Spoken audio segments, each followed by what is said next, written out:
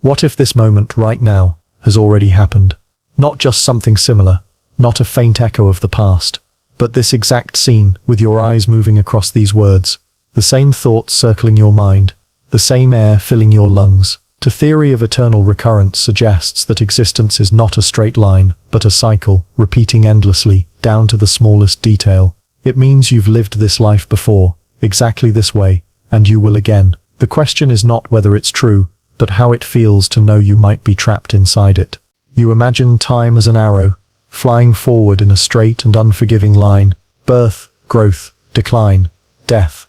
The mind is taught to believe in this trajectory, because it feels simple, it feels orderly, it feels safe. Yet hidden beneath the surface of that belief lies a possibility so unsettling, it shakes the foundations of everything you know. What if the arrow never leaves the bow? What if the line bends, imperceptibly at first, until it curves back upon itself, looping in silence, circling in secret, until the forward motion becomes the first turning of an eternal circle? The first turning is not really the beginning, because in a cycle there is no true beginning. It is only the first moment you become aware, the first flicker of recognition that maybe you've walked this road before, that the shadows on the pavement are arranged just as they once were, that the words you're hearing from another person are not merely spoken, but replayed. It's not déjà vu, though it disguises itself that way. It's the sensation that the world is quietly folding in on itself, reminding you that you are not moving forward but tracing a groove carved long ago. Philosophers like Friedrich Nietzsche gave this idea a name: eternal recurrence. He dared to suggest that every action, every thought, every heartbeat has already happened infinitely many times and will continue infinitely more. Imagine the weight of that, knowing that not only the triumphs of your life but also its mistakes, its humiliations, its quiet despairs will return. Imagine every embrace repeated, every betrayal unavoidable, every choice pre-scripted into the structure of the cosmos. You may comfort yourself by thinking life is unique, spontaneous, unrepeatable, but the first turning whispers otherwise. This whisper does not come with clarity. It is not shouted across the heavens. It is subtle, arriving in the middle of an ordinary day. You pause at a street corner, waiting for the light to change, and you feel it, a tug in the gut, a breath that tastes too familiar, as if the molecules themselves remember you. You look around and see faces you know you've seen before, not just in this life, but in every one. You step forward, the light turns green, and suddenly you are walking not toward the future, but into an endless reenactment of what has always been.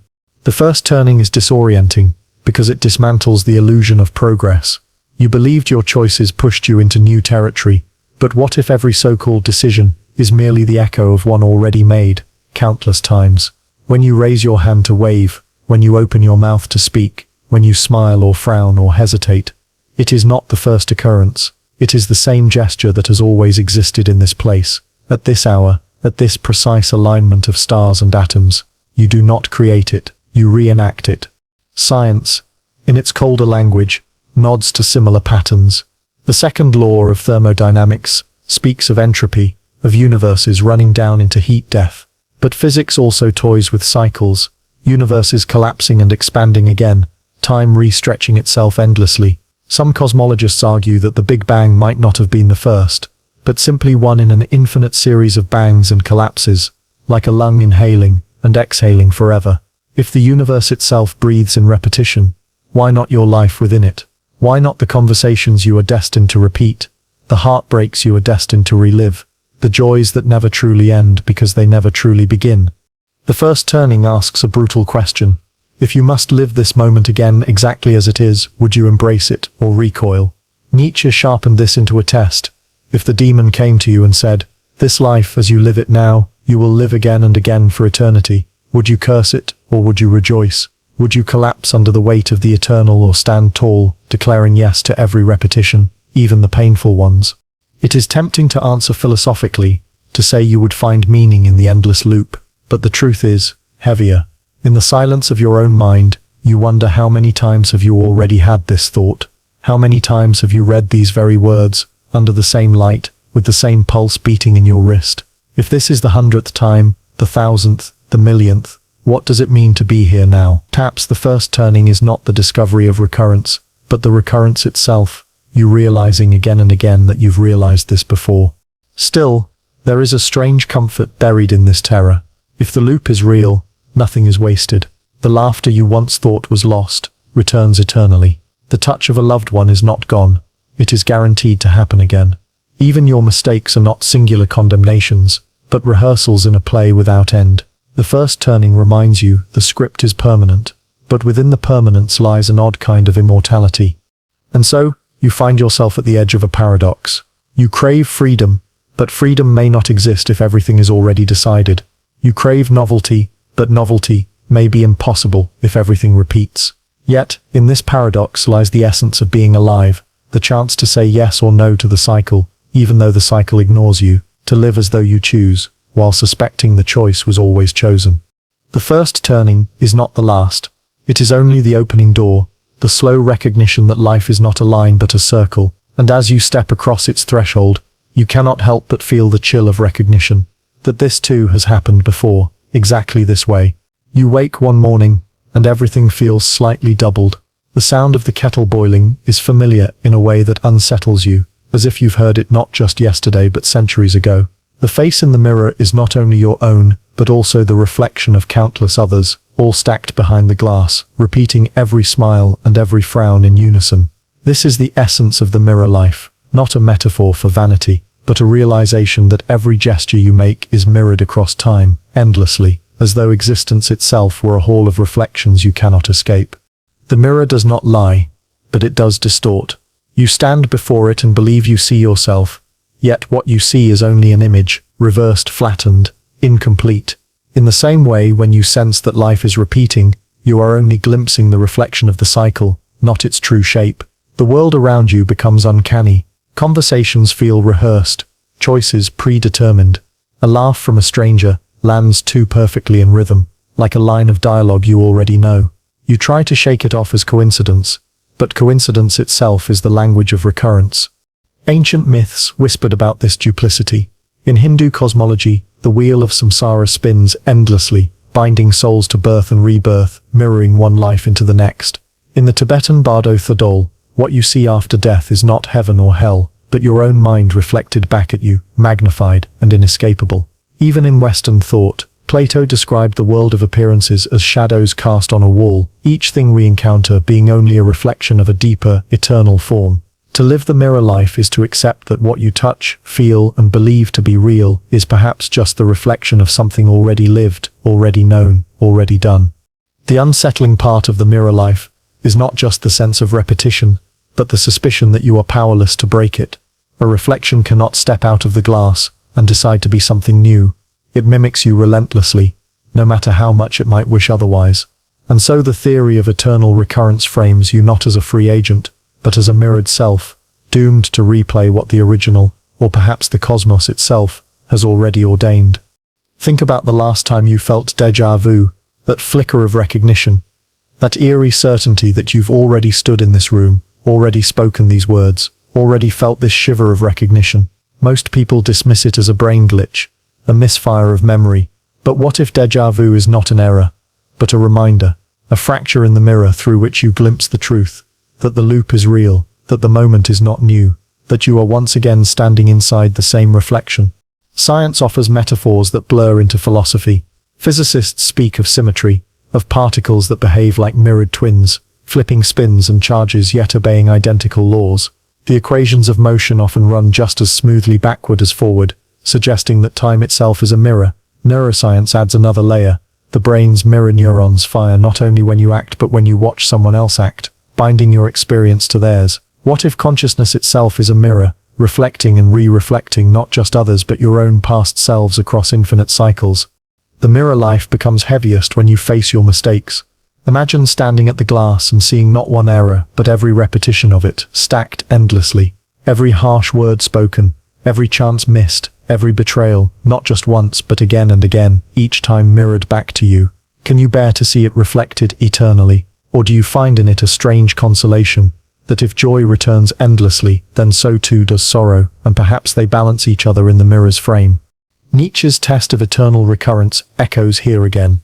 He asked, if you had to live your life not once but infinitely, with every detail unchanged, would you curse it or embrace it? In the mirror life, you cannot look away from this question. The reflection demands an answer. Every time you look at yourself, You are looking at the eternal return, your face frozen in cycles, asking you whether you will say yes to living it again. But maybe the mirror offers not only condemnation, perhaps it also reveals something hidden, a symmetry in the pain, a beauty in the repetition. The laughter that once healed you will heal you again. The kindness you offered once will ripple outward endlessly, reflected back upon you in unseen ways.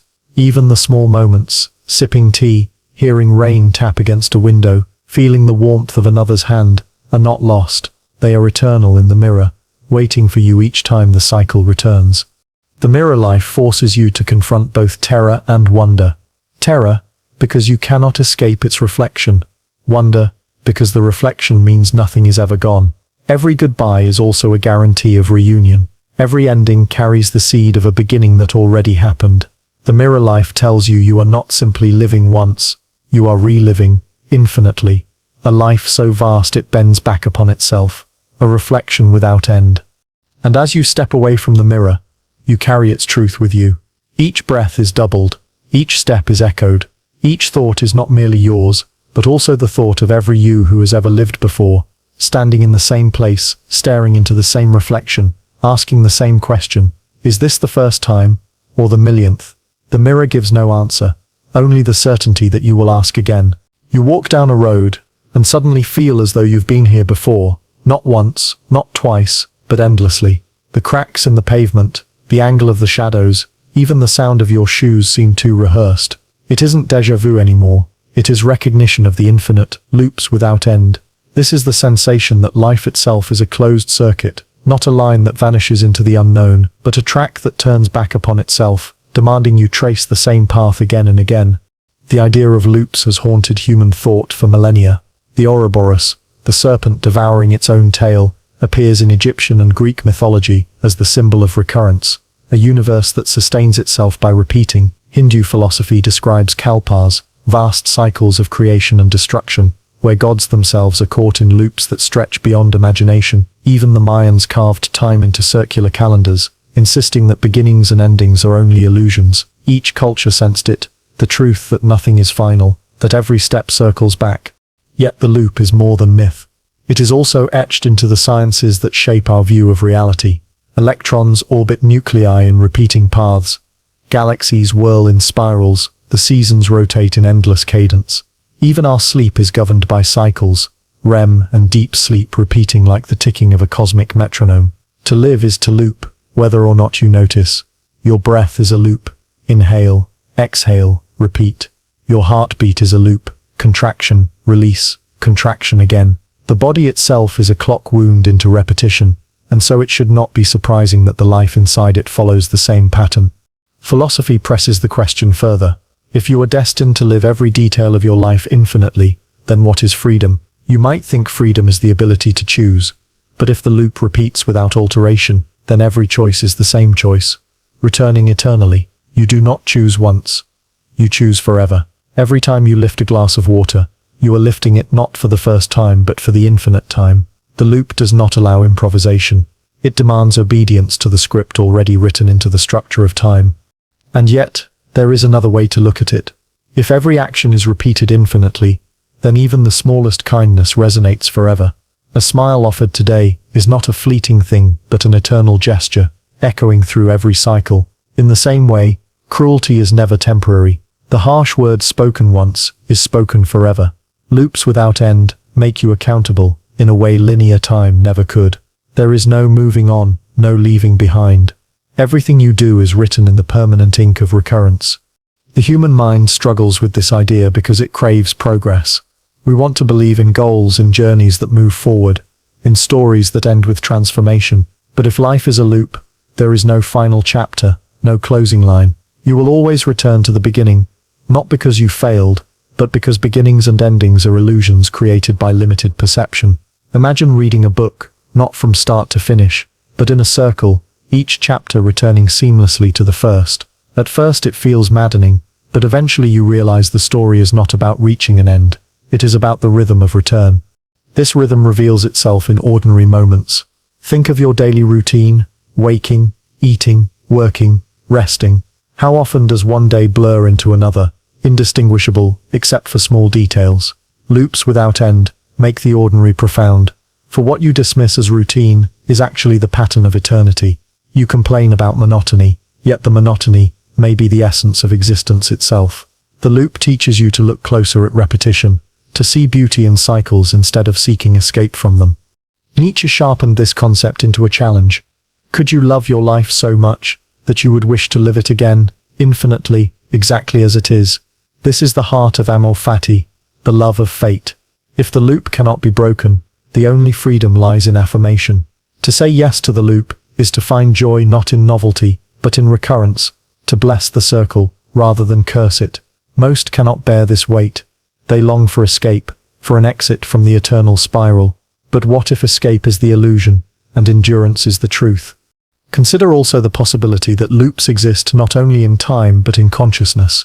You think you are thinking something new, but perhaps thought itself is a loop, the same realizations arising endlessly in slightly altered forms. The questions that haunt you now are the same ones that haunted you before, and will haunt you again. You are not moving toward answers, but circling the questions, orbiting them like moons around a silent planet. The terror of loops without end is that you cannot step outside them, but the strange consolation is that you never truly lose anything. Love returns, friendship returns, even loss returns, not to torment you but to remind you that nothing is final. Every end is only a bend in the loop, curving back toward the beginning you thought you left behind. And so you walk the road again, feeling its familiarity. Perhaps you groan at the repetition, or perhaps you smile, realizing that this is not a prison but a rhythm. Loops without end may be the truth of existence, and within them lies the haunting paradox that to live once is to live forever, and to live forever is always to return here, exactly this way. The phrase itself sounds heavy, like an iron gate closing, the eternal return. It is not just a poetic turn of words, but a philosophical proposition that has terrified and fascinated thinkers for centuries. If true, it means that everything you are doing now, every blink, every inhale, every fleeting doubt, has already happened infinitely many times before, and will happen infinitely again. Nothing is unique, nothing is disposable, nothing is ever lost. To live once is to live forever, circling back through the same corridors of time, trapped not in a straight line but in an endless spiral. When Nietzsche introduced the idea, he framed it as both a test and a burden. Imagine, he wrote, a demon whispering in your ear, "This life, as you now live it, you will live again and again, innumerable times." Could you bear the weight of such a truth? The eternal return is not merely the recycling of existence, but its perfect repetition. Not only the triumphs, but the humiliations, not only the joys but the heartbreaks, will return with mathematical certainty. If you failed once, you will fail again. If you loved once, you will love again. Every detail, down to the twitch of an eyelid or the stumble of a step, is eternal. For some, this idea is unbearable. It strips life of progress, of novelty, of hope for escape. We long to believe that our mistakes will fade into history, that we can leave behind versions of ourselves we regret. But in the eternal return, there is no leaving behind. You meet yourself again and again, with no possibility of erasing the script. The same heartbreak you tried to forget returns like clockwork. The same betrayal repeats itself. The same joy sparkles, then fades, then sparkles again, forever. But there is another way to see it. If everything repeats, then nothing is ever truly lost. The laughter you thought slipped away still exists, waiting in the cycle. The embrace of someone you loved is not gone. It is guaranteed to reappear. Even the smallest moments, the taste of bread, the warmth of sunlight, the sound of rain are eternal in this structure. They return as faithfully as suffering does. Eternity is merciless, yes, but it is also generous. It gives you every moment, again and again, as if to say nothing is wasted. The eternal return also confronts you with responsibility. In a linear world, a cruel act can be dismissed as temporary, a bad decision buried by time. But in a circular world, cruelty is not a passing mistake. It is eternal. The word you speak in anger will echo forever. Likewise, kindness does not vanish into the void, but reverberates endlessly. Each choice is not a single act but an infinite one. Every gesture becomes cosmic, magnified by recurrence. In this light, morality is not about reward or punishment, but about affirmation. Can you affirm what you have done, knowing it will return forever? Science, too, toys with echoes of this idea. Some cosmological theories propose that the universe itself may collapse and rebound over and over in a cycle without end. The Big Bang may not have been a singular event, but one in an infinite chain of bangs and contractions, universes folding into themselves and bursting outward again. If the cosmos breathes this way, endlessly, then why would life inside it not also follow the same rhythm? To exist in such a universe is to ride the wave of its recurrence. Your life is not separate from the cosmos, but part of its looping heartbeat. In lived experience, the eternal return often disguises itself as routine. You wake, eat, work, rest, and repeat. The days blur together. At first this feels like monotony, but under Nietzsche's thought, it is revelation. The routine is not a sign of dullness, but evidence of recurrence. Each day is not simply one more in a line, but a repetition of the same eternal pattern. What feels trivial is in fact cosmic, each action reverberating forever in the cycle. To brush your teeth, to drink coffee, to look at the morning light, these are not disposable gestures. They are eternal moments, destined to recur. And then there is déjà vu, that eerie sensation that you have already lived a moment. Perhaps déjà vu is not a neurological hiccup, but a glimpse of the eternal return, a crack in the wall of perception through which you glimpse the looping truth. The strangeness of recognition, of knowing you've said these words, walked this street, felt this breath before, may be the mind's faint awareness that recurrence is real. You are not imagining it. You are remembering eternity. What then should you do with this knowledge? Nietzsche's answer was stark. You must embrace it. You must live as if you would choose this life again and again, infinitely, with every detail intact. This is amor fati, the love of fate. It is not resignation, but affirmation. To say yes not only to pleasure, but to suffering, not only to triumph, but to failure, is to pass the test of eternal recurrence. Most will shrink from this challenge, but those who dare to affirm their lives gain a strange kind of freedom, not the freedom to escape, but the freedom to embrace. The eternal return is not a comforting doctrine. It is not meant to soothe. It is meant to awaken. If you knew you must live this moment infinitely, would you live it differently? Would you choose another path? Or would you finally learn to love the one you are already on? That is the question the eternal return places before you, again and again, for as long as existence itself endures. Memory is supposed to be a line, a record of what came before, stretching backward into the past. Yet what if memory itself is circular, not a record but a recurrence? The shadows of memory are not faint echoes of what once happened, but silhouettes of moments that are destined to return. Every recollection you hold is not a singular event fading into distance, but a shadow cast forward and backward across eternity. To remember is not simply to recall, it is to glimpse the cycle repeating itself in silence. The unsettling truth about memory is its unreliability. We believe our recollections are stable, fixed, trustworthy, but neuroscience reveals otherwise. Memories are reconstructed each time they surface, altered by suggestion, emotion, even the simple act of recall. They are not photographs, but paintings, touched up endlessly. And yet within this fragility lies a paradox. If the eternal return is real, memory may not be fragile at all, but permanent. The same smile, the same heartbreak, the same moment of clarity, they recur with exactness again and again, whether or not your conscious mind can hold on to them. Think of déjà vu once more. That uncanny sensation that you've already experienced this moment could be the shadow of a memory not from this life, but from its recurrence. The details, the way someone shifts in their chair, the way light falls across a room, arrive too precisely, as though rehearsed. It is not that you are mistaken, it is that you are remembering across cycles. The memory leaks through, not from the past of this life, but from the infinite return of lives identical to this one. Shadows of memory are not errors, they are confirmations. Philosophers have long wrestled with this problem of recollection. Plato spoke of anamnesis, the idea that learning is really remembering eternal truths the soul has always known. If eternal recurrence is real, perhaps memory itself is never new but always rediscovery. To learn something now is to learn it for the 1000th time. To recognize what you have always recognized, carried by the cycle into awareness once again, the shadows of memory become the curriculum of eternity. The emotional weight of this thought is heavy. Imagine recalling a great sorrow, the loss of someone you loved, the collapse of something you worked for, the silence left behind. In a linear world, memory brings grief because it marks what is gone. But in a circular world, Grief is doubled because the loss is eternal. You will lose them not once, but infinitely. The memory will never end, because the event itself never ends.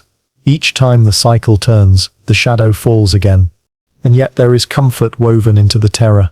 If loss returns endlessly, so too does love. The warmth of a hand in yours, the joy of laughter, the ecstasy of a single moment of belonging. All these are shadows that will return with certainty. They are not gone, but guaranteed.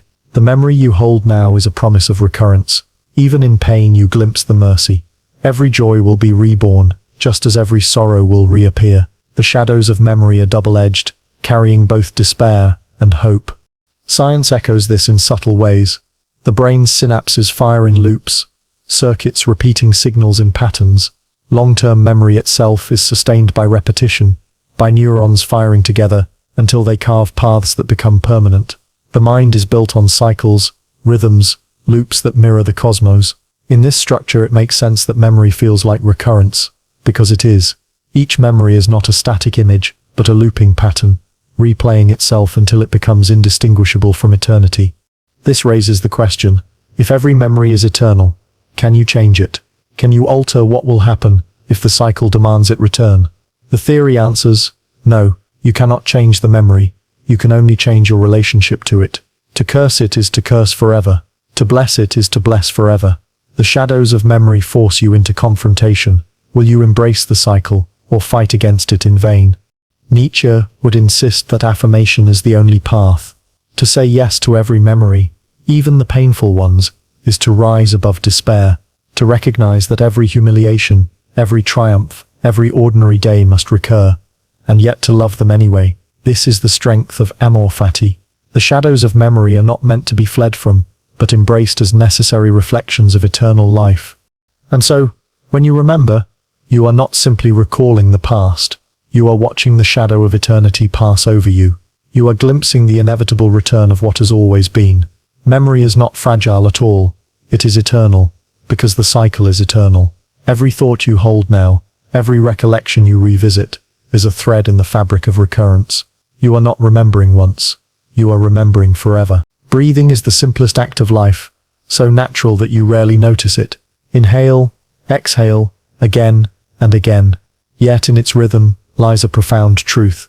Breath itself is a cycle, a reminder that existence is not a straight line but a repetition. The recurring breath is both a biological necessity and a philosophical metaphor, showing you that to live is to loop. Each breath is not new, it is the same pattern repeated endlessly, a microcosm of the eternal recurrence written into your body. When you focus on your breathing, you realize how fragile and cyclical it is. The breath you just took feels unique, but it is also identical to the countless ones before it, and to the countless ones that will follow. The lungs do not invent novelty, they obey a rhythm. Even when you sleep, the cycle continues, indifferent to your awareness. In this way, your body enacts the eternal return without asking for permission. It reminds you that repetition is not an abstract concept, but a lived physical reality, happening every second you exist. Philosophers and mystics have long used breath as a doorway to the eternal. In Hindu and Buddhist traditions, breath is linked to prana, the vital force that moves through all living beings. Breathing exercises are not simply about calm but about attunement, aligning the self with the endless flow of existence. Each inhalation is birth, each exhalation is death, and together they form a cycle that never ends. To observe the breath is to observe the eternal return in miniature, a cycle so close to you that you forget its power. The recurring breath also mirrors the cosmos. Stars form, burn, collapse, and seed new stars. Galaxies expand and contract. Even the universe itself, some physicists argue, may breathe, expanding outward in a big bang, then collapsing back in, only to expand again. The breath of the cosmos and the breath of your lungs are not separate. They are the same rhythm, scaled differently. To notice your breathing is to notice the echo of cosmic recurrence inside your chest. There is also a psychological weight to this cycle. Imagine a moment of panic, when breath becomes shallow and rapid. You fight to regain control, to slow it down, to find balance. In those moments you realize that breath carries memory. Each anxious breath echoes past cycles of fear. Each calm breath repeats cycles of peace. Breathing is not neutral. It brings with it the shadows of every emotion you have lived before, because it has carried you through them all, countless times. The recurring breath is not just physical repetition but emotional recurrence. And what of death? The last breath seems like an ending, but in the philosophy of eternal recurrence, it is not. If life loops endlessly, then the last breath is also the first breath, repeated eternally. The gasp that closes this cycle is the same one that opens the next. You have died before, you will die again, and you will be reborn, taking in the same breath of air you have already inhaled across infinite lifetimes. The recurring breath mocks finality. It tells you that there are no endings, only transitions in the loop. Meditation traditions seize on this insight. By focusing attention on breathing, they reveal the cyclical nature of thought itself. A thought arises, fades, returns, and fades again, just like breath. Consciousness mirrors respiration. Each inhale brings awareness, each exhale lets it go, and the mind repeats this endlessly. The recurring breath shows you that even your inner life is not linear but circular, composed of patterns you cannot escape. The same doubts, the same desires, the same fears return, just as surely as the next inhale.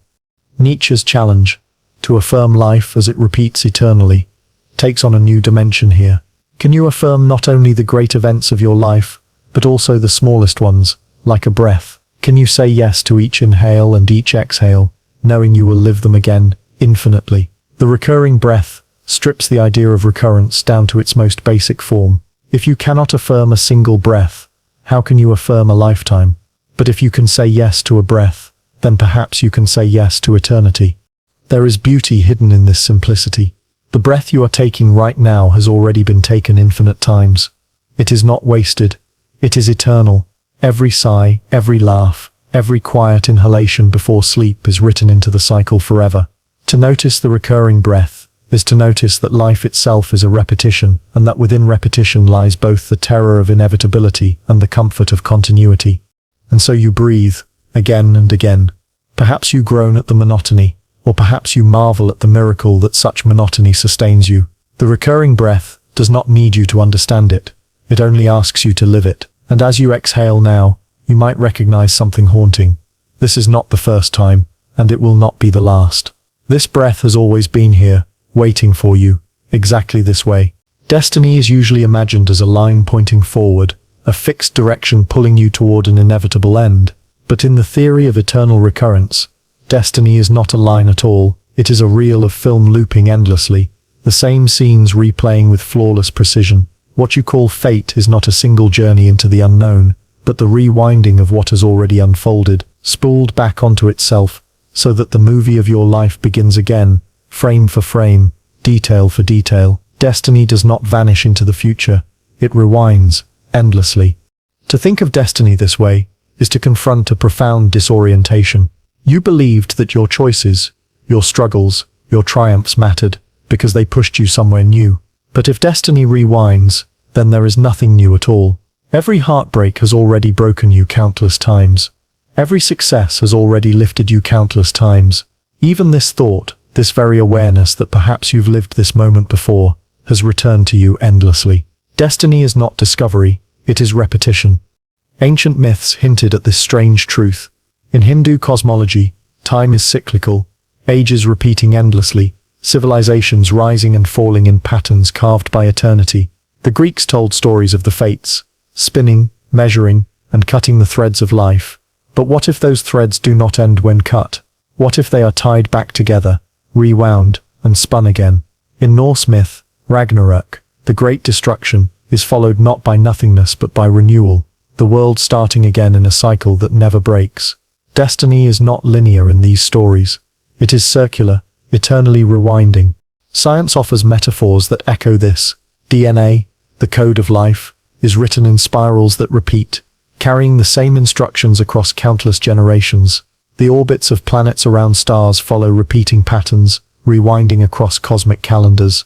Even the laws of physics do not point forward, but describe symmetrical possibilities, where time could just as easily run backward as forward. Some physicists argue that the universe itself may one day contract, rewinding the expansion, folding galaxies back upon themselves.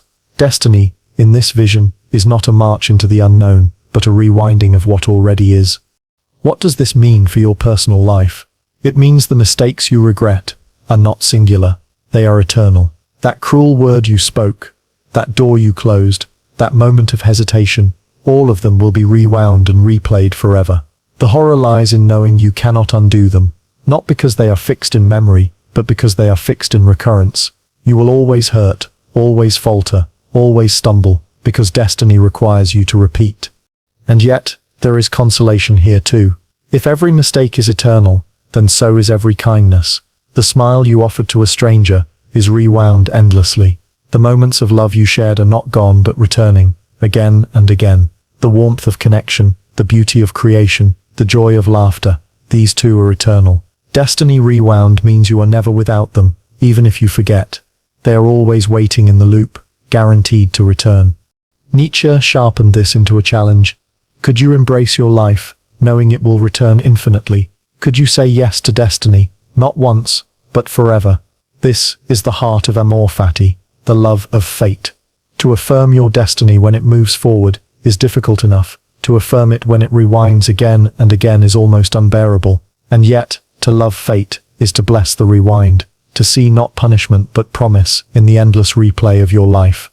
In your daily experience, you already feel the weight of the rewind. Have you ever woken from a dream convinced you've lived it before? Have you ever felt a conversation unfold exactly as it once did, with no possibility of change? These are not accidents of memory. They are hints that the reel of destiny has already rewound, that you are not improvising but replaying. Every gesture you make is not original but scripted, carved into the eternal cycle waiting for its turn to return. But here lies the paradox. While you cannot change the destiny itself, you can change how you relate to it. If the reel is rewinding, you can curse it, or you can marvel at it. You can despise the repetition, or you can love it. The choice is not whether the loop exists, it does, but whether you affirm it. To live as if you chose your destiny, as if you wanted every detail to repeat, is to turn the burden of recurrence into the triumph of affirmation. And so, destiny rewinds again. You walk the same road, speak the same words, breathe the same breath. Perhaps you shudder at the futility, or perhaps you recognize the miracle that nothing is ever lost, nothing is wasted, nothing is gone. The reel plays, rewinds, and plays again, and you, trapped within it, are also preserved within it. Destiny is not a line stretching into emptiness. It is a circle, rewound eternally, carrying you back into yourself again and again, exactly this way. You imagine your life as a road leading somewhere, from childhood to adulthood, from ignorance to knowledge, from beginning to end. But what if that road is not straight? What if it bends and bends until it circles back to its starting point? The circular path is not a metaphor for wandering aimlessly. It is the structure of existence itself. Every step you take brings you closer to where you have already been, and farther from where you thought you were going. The cycle is not an accident. It is the shape of life. The circular path is everywhere, if you know where to look. Seasons repeat, with tireless fidelity, winter yielding to spring, spring to summer, summer to autumn, autumn back to winter. The rising and setting of the sun is a circle. The phases of the moon are a circle. The orbit of Earth around its star is a circle. Even your body is bound to cycles, sleep and waking, hunger and satisfaction, tension and release. To live is to move in circles, no matter how much you dream of straight lines. Philosophers have long been suspicious of progress. History books often present time as a march forward, discovery after discovery, innovation after innovation. But others have seen the spiral hiding beneath. Oswald Spengler described civilizations not as progressing endlessly, but as organisms that grow, peak, decline and collapse, only to be replaced by others following the same pattern. The circular path is not just cosmic but cultural, a truth etched into the rise and fall of empires. What feels like progress may simply be recurrence wearing a new mask. On the level of the individual, this path is felt most strongly in routine. You wake, work, eat, rest, and do it again.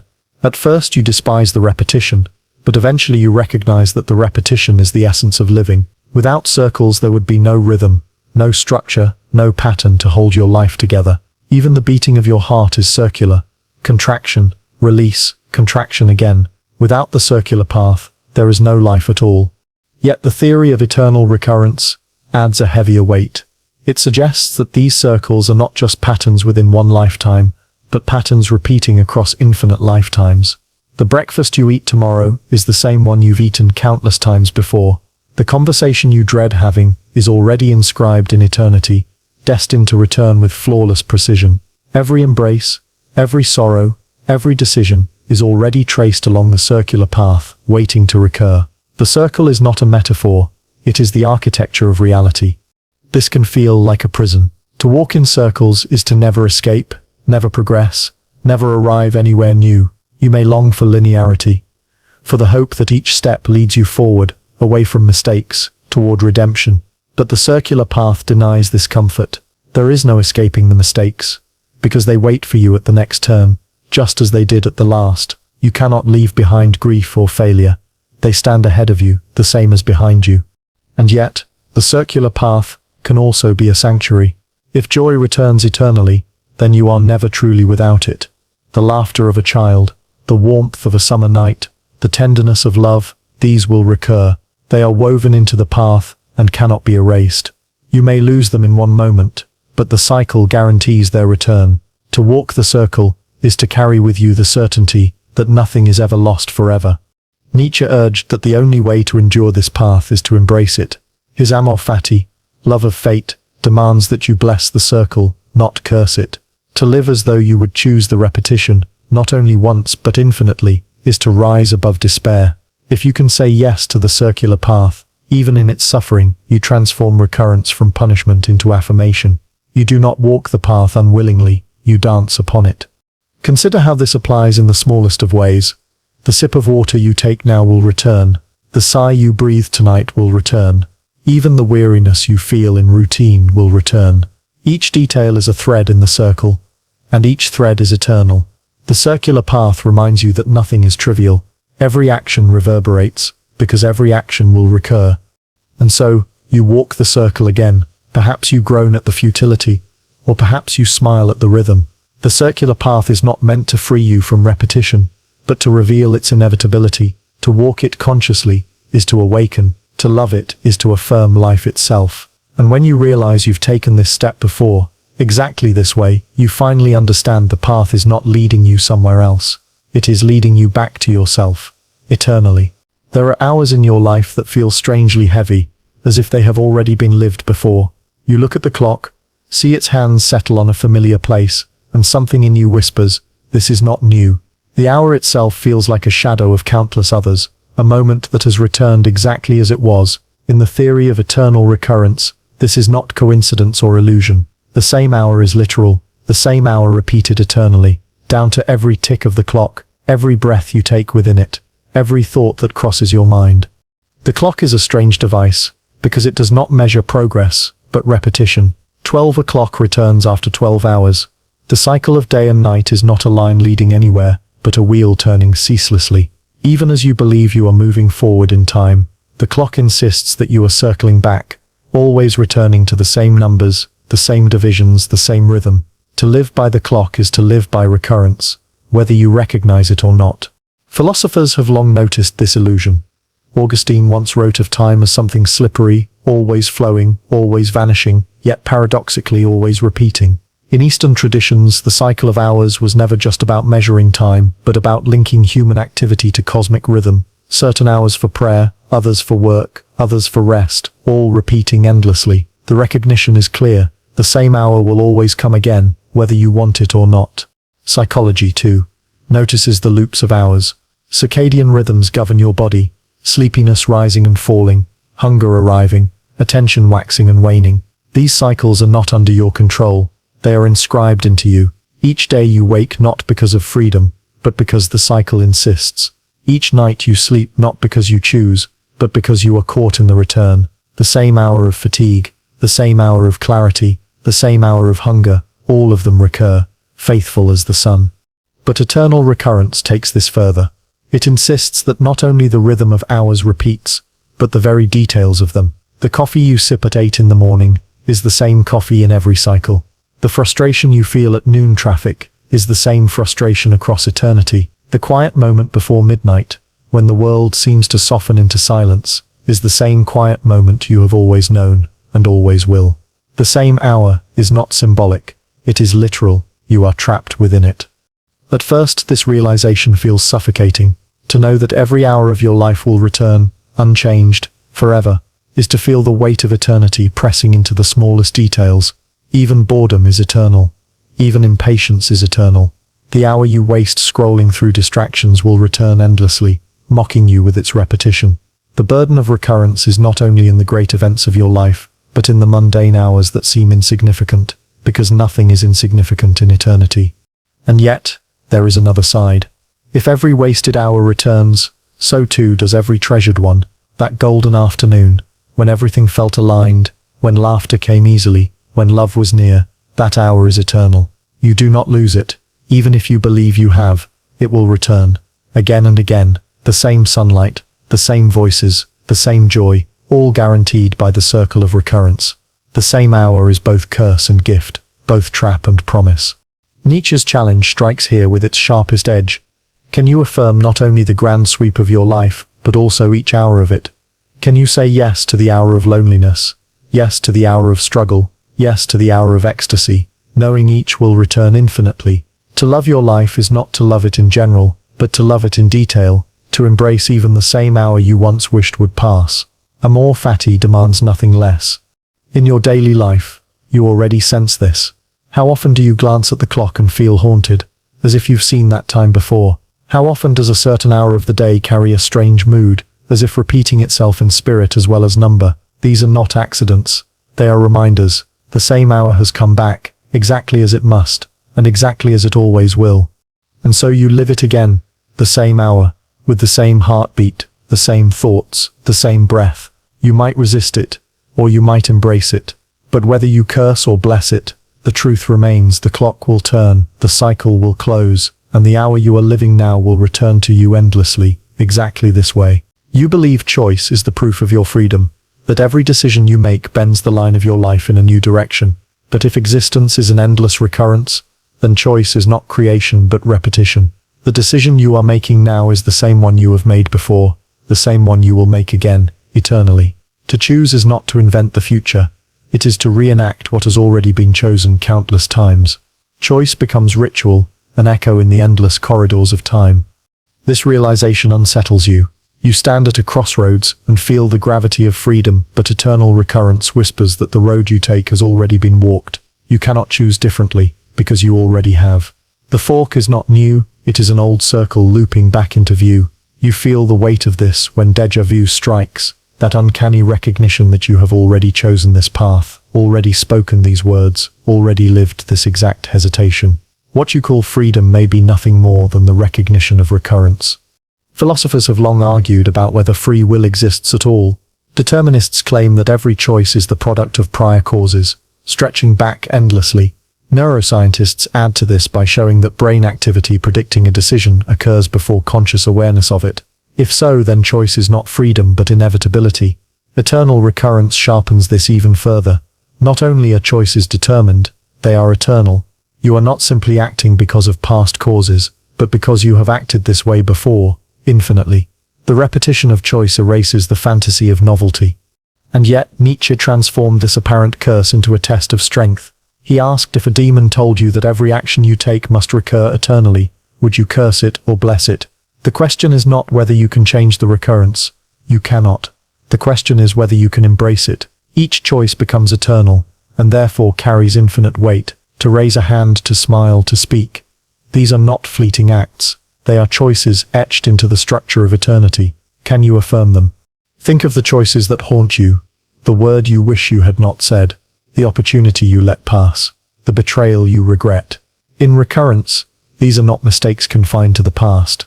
They will happen again. You will regret again. You will stumble again.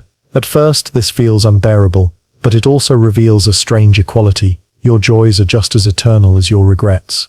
The kiss you long for, the triumph you cherish, the kindness you once received, all of these too are choices that return. Every decision carries both sorrow and beauty, repeated without end. In daily life, you already sense the cycle of choice.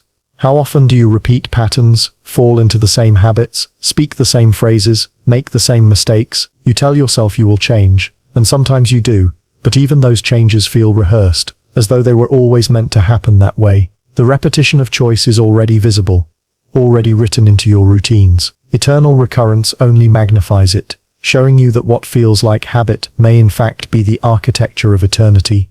Science again mirrors this truth. Behavioral psychology shows how patterns reinforce themselves, how one choice creates momentum for the same choice again. Habits, addictions, rituals, all of these are loops disguised as freedom. You think you are choosing, but the loop is choosing through you. Even on the cosmic scale, choices are like orbits. Planets cannot escape the pull of gravity, and you cannot escape the pull of the cycle. The repetition of choice is not weakness but structure. What then is left to you? If choice is eternal, if it cannot be altered, then perhaps the only freedom lies in affirmation. To live as though you would choose the same again, as though you would will it eternally, is to transform repetition into acceptance. Nietzsche called this amor fati, the love of fate. To bless even the choices that hurt you, to say yes to them not once but forever, is to overcome despair. You do not escape the repetition, but you can embrace it. And so, you stand again at the crossroads. You hesitate, you lean toward one path, and you take it. Perhaps you tell yourself it was free will. Perhaps you recognize that it was inevitability. Either way, the step has already been taken countless times. You will take it again countless times more. The repetition of choice is both your prison and your immortality. Every decision you make is not a moment lost to the past, but a thread in the eternal circle. In the end, you cannot escape this truth. Your choices are not singular, not disposable, not fleeting. They are eternal. They are repeated without end, woven into the fabric of recurrence. And as you make them, again and again, the question lingers, will you curse the cycle, or will you bless it? When you speak, your words fade into air. But what if they never truly vanish? What if each word is destined to return, circling back through eternity, repeating itself endlessly? The theory of eternal recurrence suggests that not only your actions but your very self is echoed without end. The person you are now, your fears, your desires, your gestures, has already lived before and will live again, in perfect detail. You are not a unique melody in the universe. You are an echo, reverberating forever. The echoes of self manifest in subtle ways. You sense it when you feel déjà vu, when a moment repeats itself too precisely. You sense it when you hear yourself say something and realize you've said it before, not only yesterday but countless times before. The laughter that spills from you is the same laughter in every cycle. The sigh of frustration is the same sigh, returning eternally. You are not inventing yourself. You are replaying yourself. Philosophers have long questioned the stability of identity. Heraclitus claimed you could never step into the same river twice, because both you and the river are always changing. Yet, recurrence flips this paradox. You do not step into the same river twice. You step into it infinitely. The river flows, but the cycle brings it back to the same point. You flow, but the cycle restores you to the same self. In this light, identity is not fragile at all. It is eternal, repeating itself with relentless fidelity. Modern psychology echoes this in its own way. Much of who you are is built on patterns, habits of thought, emotion, and behavior that reinforce themselves. Neuroscience shows that synaptic pathways grow stronger the more they are used, like grooves carved deeper each time. Eternal recurrence is this principle magnified. The grooves of yourself are not only repeated in one life but across infinite ones. You are not shaping yourself once. You are shaping yourself forever. Each echo is the original, because there is no first, no last. The terror of this idea is easy to see. Imagine knowing that your worst traits, the anger you cannot control, the doubts that paralyze you, the selfishness that creeps into your choices, will return endlessly. You will not outgrow them. You will not escape them. The echo of your flaws is eternal. To despise yourself is to despise yourself forever, without hope of change. In recurrence, you are condemned to repeat. And yet, there is a hidden mercy here too. If your flaws are eternal, so are your strengths. The courage you once showed is not lost. It is destined to return. The kindness you gave another is not forgotten. It is eternal in the echo. The love you shared is not fragile but permanent, repeated endlessly. Even the smallest good you have done is magnified by recurrence, because it will happen again forever. The echoes of self are not only condemnation, they are also affirmation. Nietzsche's challenge strikes here with its sharpest edge. Could you embrace yourself, not only the best of it, but also the worst, knowing it will recur eternally? Could you love your fate so fully that you would say yes to your flaws as well as your strengths? yes to your regrets as well as your joys. Amor fati demands nothing less. The echoes of self cannot be silenced. The only freedom is to love them. In daily life, you already glimpse this eternal echo. How often do you notice yourself repeating the same words, the same jokes, the same patterns of behavior? How often do you fall into familiar ruts, as though scripted by something outside your control? These repetitions are not trivial. They are evidence of recurrence, small hints that you are not living for the first time but echoing yourself across eternity. Even your dreams carry these echoes. You dream of walking down the same roads, meeting the same people, living the same anxieties. These are not simply fragments of memory, but reverberations of the eternal cycle. The self you dream of is the self you have always been and always will be. Even in unconsciousness, you echo. The echoes of self raise a final haunting question. If you are only repeating, then what does it mean to be you? Is individuality an illusion, a mask worn by eternity, or is it precisely through repetition that you become real? Not because you are singular, but because you are permanent. To echo endlessly is to endure endlessly. Your identity may not be unique, but it is eternal. And so, you listen to yourself again, the same voice, the same heartbeat, the same patterns. You are not hearing them for the first time. You are hearing their echoes across eternity. You are both the original and the repetition, the sound and the reverberation. The echoes of self remind you that to exist is not to appear once and vanish, but to reverberate forever, exactly this way. When you picture time, you often imagine it as a straight arrow, shot forward from the past into the unknown of the future. But the theory of eternal recurrence bends that arrow, curling it into a spiral without end. The spiral is not a flat circle repeating in monotony, but a shape that rises and falls, echoing itself in layers. Time's endless spiral is both return and progression, both sameness and difference. You are not simply retracing a circle, you are spiraling through eternity, revisiting every detail of life in infinite revolutions. The spiral is a powerful symbol, appearing across nature and culture. Galaxies spin in spiral arms. Seashells grow in spirals, expanding outward while preserving their inner pattern.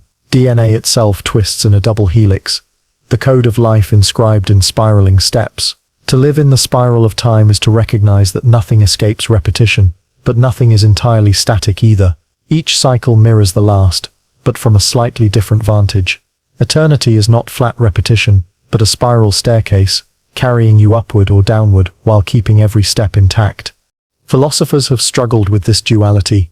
Eternal recurrence suggests absolute repetition, the same events, the same choices, the same breath, again and again.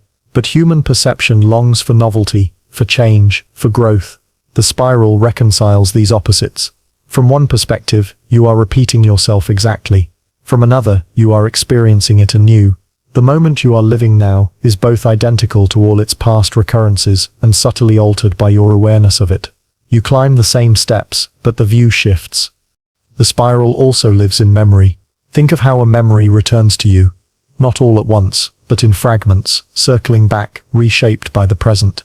Each recollection feels both old and new, both repetition and transformation. Time's endless spiral works the same way. The sorrow you feel today is the same sorrow from before, yet it feels different because you are seeing it from another turn of the spiral. Eternity gives you not escape from suffering, but the strange comfort of its familiar return.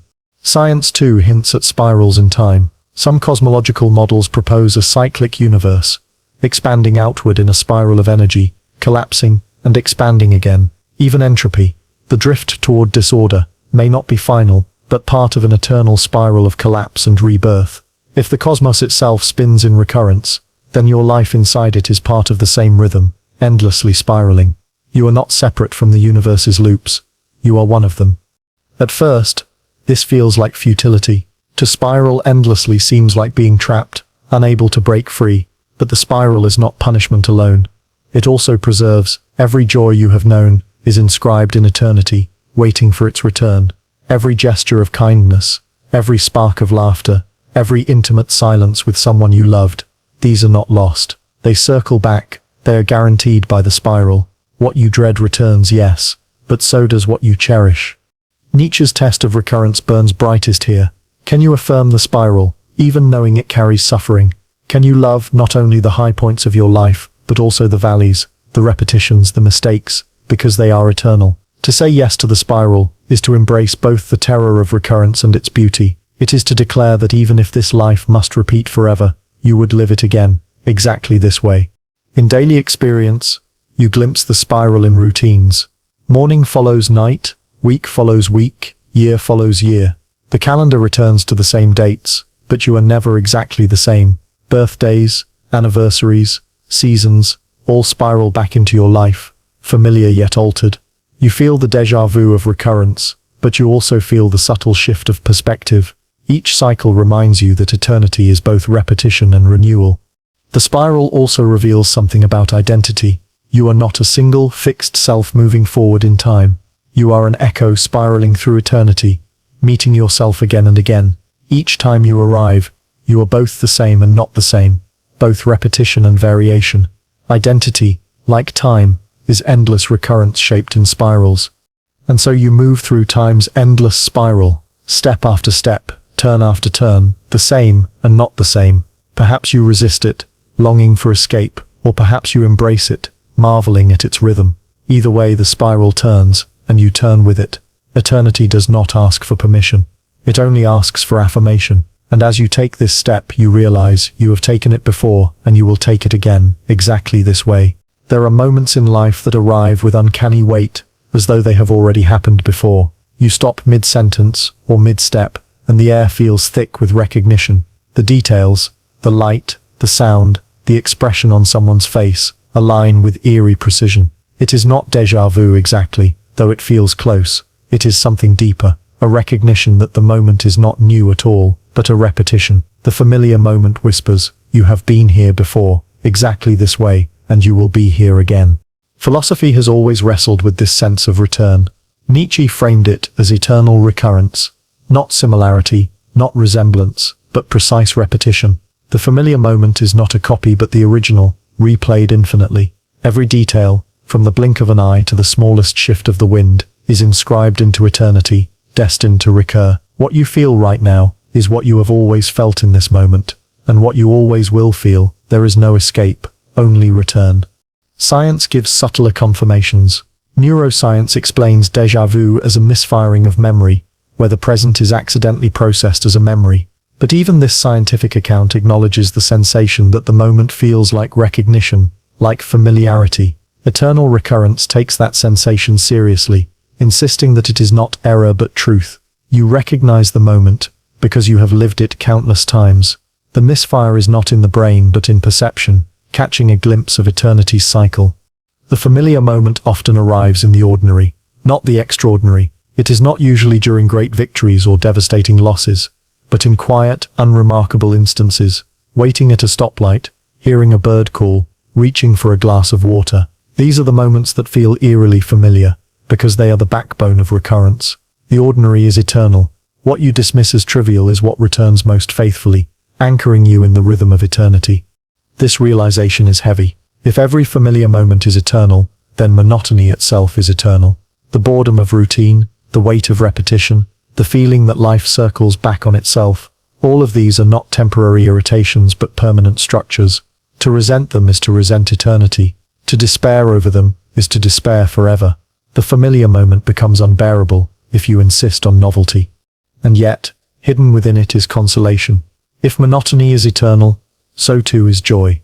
The moment of laughter with a friend, the quiet comfort of someone's hand in yours, the warmth of sunlight breaking through clouds, these are also familiar moments, and they will return. To cherish them now is to cherish them forever, because they are guaranteed to reappear. The familiar moment is both burden and gift, depending on how you choose to greet it. Nietzsche sharpened this paradox into a challenge. Imagine being told you must live every moment again, infinitely. Could you embrace it, not only in triumph but also in despair, not only in joy but also in monotony? Could you say yes to the familiar moment, even when it feels suffocating? Amor fati, love of fate, demands nothing less.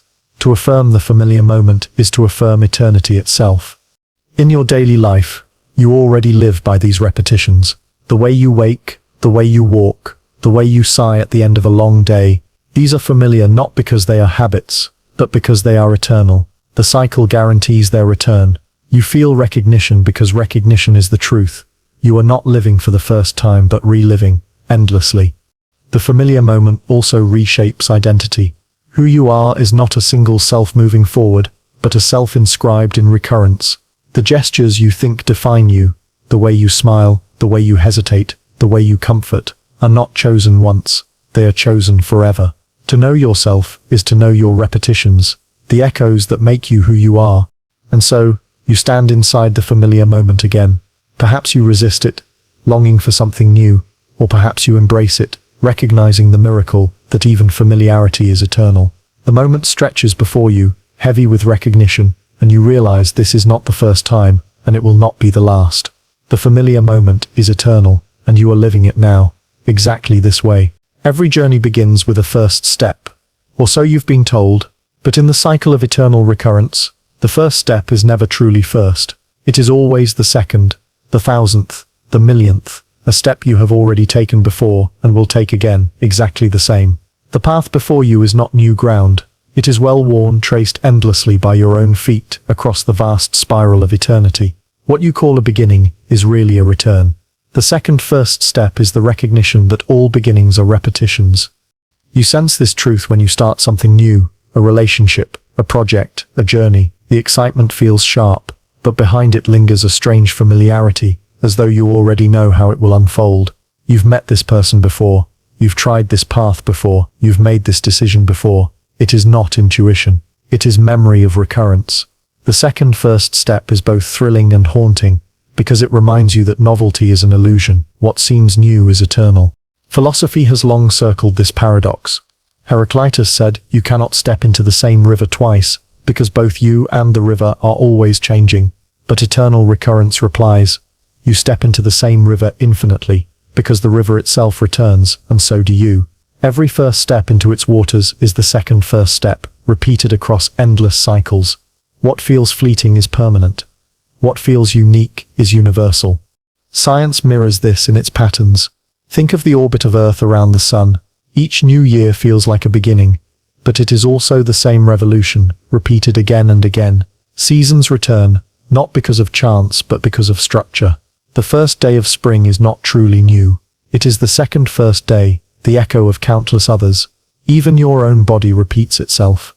Cells dividing, cycles renewing. Every heartbeat is both the first and the second, always beginning, always repeating. The weight of this realization is heavy. If every first step is repeated, then failure is eternal. The stumble you make now, the hesitation, the regret, all of it is inscribed forever. You do not fall once. You fall infinitely. The second first step mocks your illusions of progress, reminding you that you cannot escape your missteps. You are destined to take them again. And yet, there is a hidden mercy. If every failure repeats, so does every triumph. The courage it took to begin before will return. The joy of discovery will return. The love that blooms at the start will bloom again. The second first step promises not only despair, but also renewal. Even in an eternal cycle, beginnings feel alive, because they are alive. What you cherish will come back. What you fear will too. The loop does not discriminate. Nietzsche's challenge echoes here as always. Could you embrace each beginning, knowing it will recur infinitely? Could you affirm not only the joy of starting, but also the pain of restarting, the exhaustion of trying again? Amor fati, the love of fate, demands this affirmation. To love the second first step is to love eternity itself, to bless both the thrill of beginnings and the inevitability of their repetition. In your daily life, you already live this truth. How many times have you promised yourself a fresh start, a new diet, a new habit, a new way of being? Yet how often do these beginnings feel familiar, as though you have made them before? You are not imagining it. You have made them before. The cycle guarantees it. The second first step is not failure, but structure. To begin again is not weakness, but the architecture of recurrence. Even in love, this repeats. The nervous smile, the tentative conversation, the thrill of connection, these beginnings are eternal. Every relationship begins again, in every cycle, with the same first meeting, the same first step. You may call it chance, but it is destiny repeating. The second first step is the heartbeat of love itself, returning infinitely.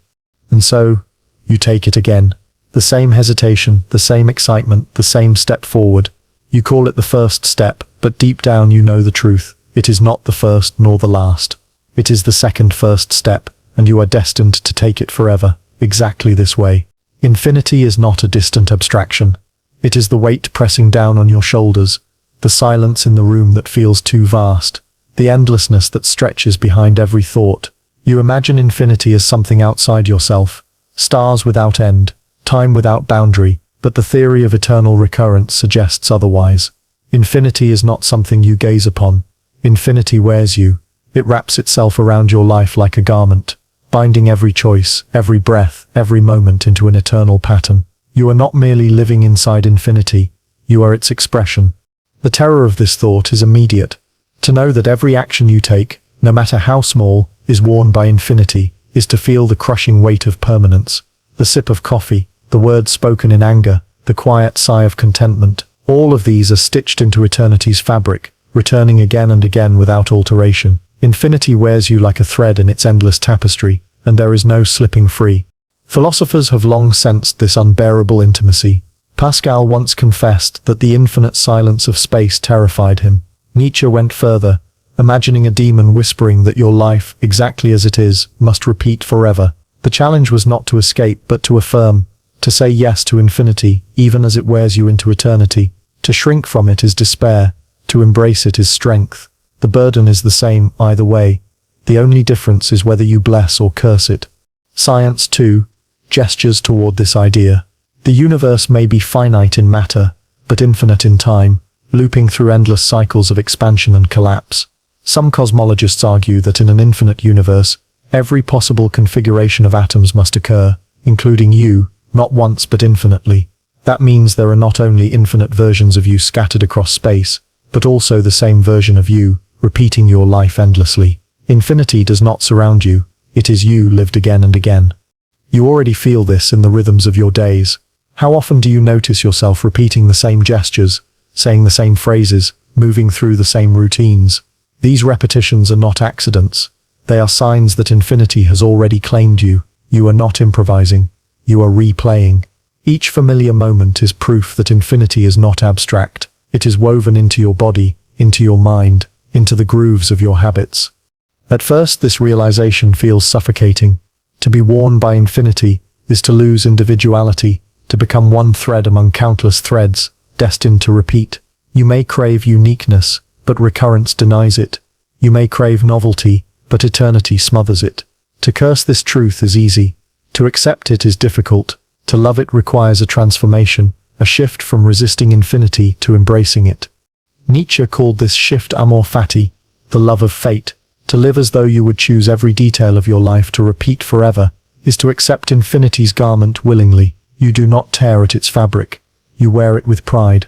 Even your sorrows, your failures, your humiliations become sacred, because they too are eternal. The challenge is not to escape infinity, but to affirm it, to say yes, I would live this again, I would wear this again, I would become infinity's thread forever. And yet, there is beauty here too. If infinity wears you, then nothing you do is ever lost.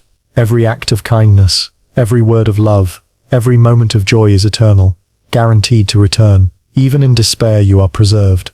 Even in loneliness, you are not forgotten. Infinity keeps you, endlessly. What you think of as fragile is in fact indestructible, because it belongs to recurrence. The familiar paradox emerges again. Infinity is both burden and comfort. To know you will live your mistakes eternally is despair. To know you will live your joys eternally is salvation. The garment of infinity is both heavy and radiant, both suffocating and luminous. It cannot be removed. It can only be embraced. And so you feel it again, the weight of infinity wearing you. Every breath is stitched into its fabric. Every gesture is inscribed forever. You are not separate from eternity. You are its clothing, its expression, its endless repetition. And as you live this moment, you realize with haunting clarity, you have lived it before, and you will live it again exactly this way. Silence feels empty at first, as though it is nothing at all. But if you sit long enough inside it, you begin to notice shapes forming, the pause between breaths, the distant hum of a clock, the subtle rhythm of your own heartbeat. Silence is not void. It is a pattern repeating itself in ways you can almost feel but never quite name. In the philosophy of eternal recurrence, silence itself becomes proof of the cycle, a soundless rhythm reminding you that even nothingness is not free from repetition. Think of the silences you have known, the hush after an argument, when words collapse into absence, the stillness of a late night, when the world seems to hold its breath, the quiet before someone speaks, thick with expectation. Each of these silences is familiar, not because they resemble one another, but because they are eternal. You have heard them before, you will hear them again. Even the absence of sound is stitched into eternity's fabric, returning endlessly. Philosophers have long been fascinated by silence. Parmenides described non-being as unthinkable, suggesting even the void must be patterned. In Eastern traditions, silence is sacred, the pause between mantras, the stillness of meditation, the quiet through which truth is revealed.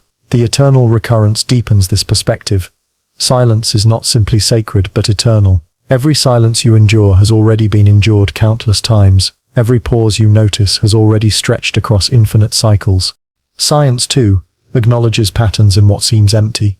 The vacuum of space is not absolute silence but filled with faint radiation, a background hum left over from the Big Bang. Even nothing vibrates with recurrence. In neuroscience, silence in the brain is never complete. Even at rest, neurons fire in repeating patterns, loops of activity beneath awareness. The silence of thought is itself cyclical. What you call emptiness is just another rhythm, repeating without end. At first, this realization feels suffocating. If even silence repeats, then there is no escape from recurrence. You cannot retreat into nothingness, because even nothingness returns. The quiet you crave is not freedom but a loop. The silence you use to escape is the same silence you have always known, circling back again and again. There is no refuge, not even in absence. And yet, there is comfort hidden within this inevitability. If silence returns, then so does the peace it carries. The stillness of a night sky, the calm of a moment alone, the relief of words finally ending. These are not fleeting gifts but eternal ones. They are preserved by recurrence, guaranteed to return to you endlessly. The patterns in silence are not only burdens, they are promises. Nietzsche's challenge extends even here. Could you affirm not only the noise of life, but also its silences, knowing they will recur infinitely? Could you bless the quiet after grief, the hush before laughter, the empty pause of loneliness, knowing each is eternal? Amor Fati demands it. To say yes to silence is to say yes to eternity itself, to love not only the music of life, but the spaces between its notes. In daily life you already feel the rhythm of silence. Each day ends in quiet. Each conversation carries pauses. Each thought arrives wrapped in stillness. These patterns are not trivial. They are eternal structures, returning endlessly, marking the cycles of your life. To notice them is to glimpse recurrence. To affirm them is to bless eternity. And so, you sit inside the quiet again. The same pause, the same stillness, the same silence that has stretched across infinite cycles. Perhaps you resist it, fearing the weight of nothing, or perhaps you listen closely, hearing the patterns woven within it. Either way, silence is not empty. It is eternal. It returns to you always, exactly this way. Forgetting feels like loss. A name slips from your memory, a face blurs, an experience fades into obscurity. You tell yourself it is gone, erased by time. But in the cycle of eternal recurrence, nothing is ever truly lost. What you forget is not destroyed. It waits. It will return to you in the same way, at the same point, exactly as before. The forgotten is not vanished. It is only forgotten again, endlessly, as memory and amnesia chase each other in circles across eternity. Think of how forgetting actually works. Neuroscience tells us that memory is not deleted like words on a page but overwritten, suppressed, buried beneath layers of new information. The trace remains, hidden but not destroyed. In recurrence, this means every forgotten detail remains etched into eternity. The birthday you missed, the words you can't recall, the moment you lost in the fog of time, they all exist forever. They will come back. You will forget them again, and then remember again. The cycle does not end. The forgotten again carries its own haunting weight. Imagine grieving someone, until their voice begins to fade in your mind. You ache to remember but cannot. Yet eternal recurrence insists that voice is not gone. It will return to you, clear and sharp, in another cycle. You will hear it as though for the first time, though it is not the first at all. You will forget again. and you will remember again. Forgetting is not destruction, it is a rhythm. Philosophers have often linked forgetting with renewal. Nietzsche himself once argued that forgetting is necessary for life, that without it we would drown in the weight of every memory. The eternal recurrence magnifies this idea. Forgetting is not only necessary, it is eternal. To live is to forget, and to forget is to live again. You are always in the cycle of remembering and forgetting, neither of which can ever be final. Science mirrors this pattern in the very mechanics of the brain. Memories consolidate during sleep, but others are pruned, stripped away to keep the mind from overload. This pruning is not permanent. Forgotten information can resurface through triggers, smells, or sights. Recurrence transforms this into eternity. The pruning, the resurfacing, the forgetting, the remembering, all will recur, the rhythm of memory, and its absence is just another form of recurrence. At first, this truth feels cruel. To forget again means to lose again. You cannot hold on to the details of your life. They slip through your fingers endlessly. The forgotten again becomes despair when you realize that nothing you love can be kept permanently. Every memory, no matter how cherished, will fade, and yet it will fade eternally, as if the universe itself insists that impermanence is the essence of life. But there is hidden grace in this rhythm too. If forgetting repeats eternally, so does remembering.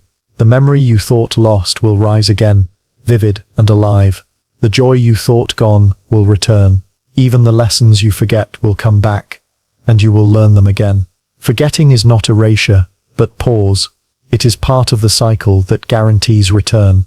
To forget again is to prepare to remember again. Nietzsche's challenge applies here as well. Could you embrace not only your memories but also your forgettings, knowing they too are eternal? Could you say yes to the sorrow of forgetting, as well as the joy of recalling, affirming that both are necessary for the eternal rhythm of existence? To love fate, amor fati, is not to cling only to what you remember but to bless what you forget too, for the cycle demands both. In daily life, you already glimpse this pattern. You forget a detail, only to have it come back unexpectedly. You forget a lesson, only to learn it once more. You forget a moment, only to stumble upon it in a photograph, a scent, or a stray sound. These repetitions are not trivial. They are eternity showing its hand. Forgetting is not a flaw of the mind. It is a law of recurrence.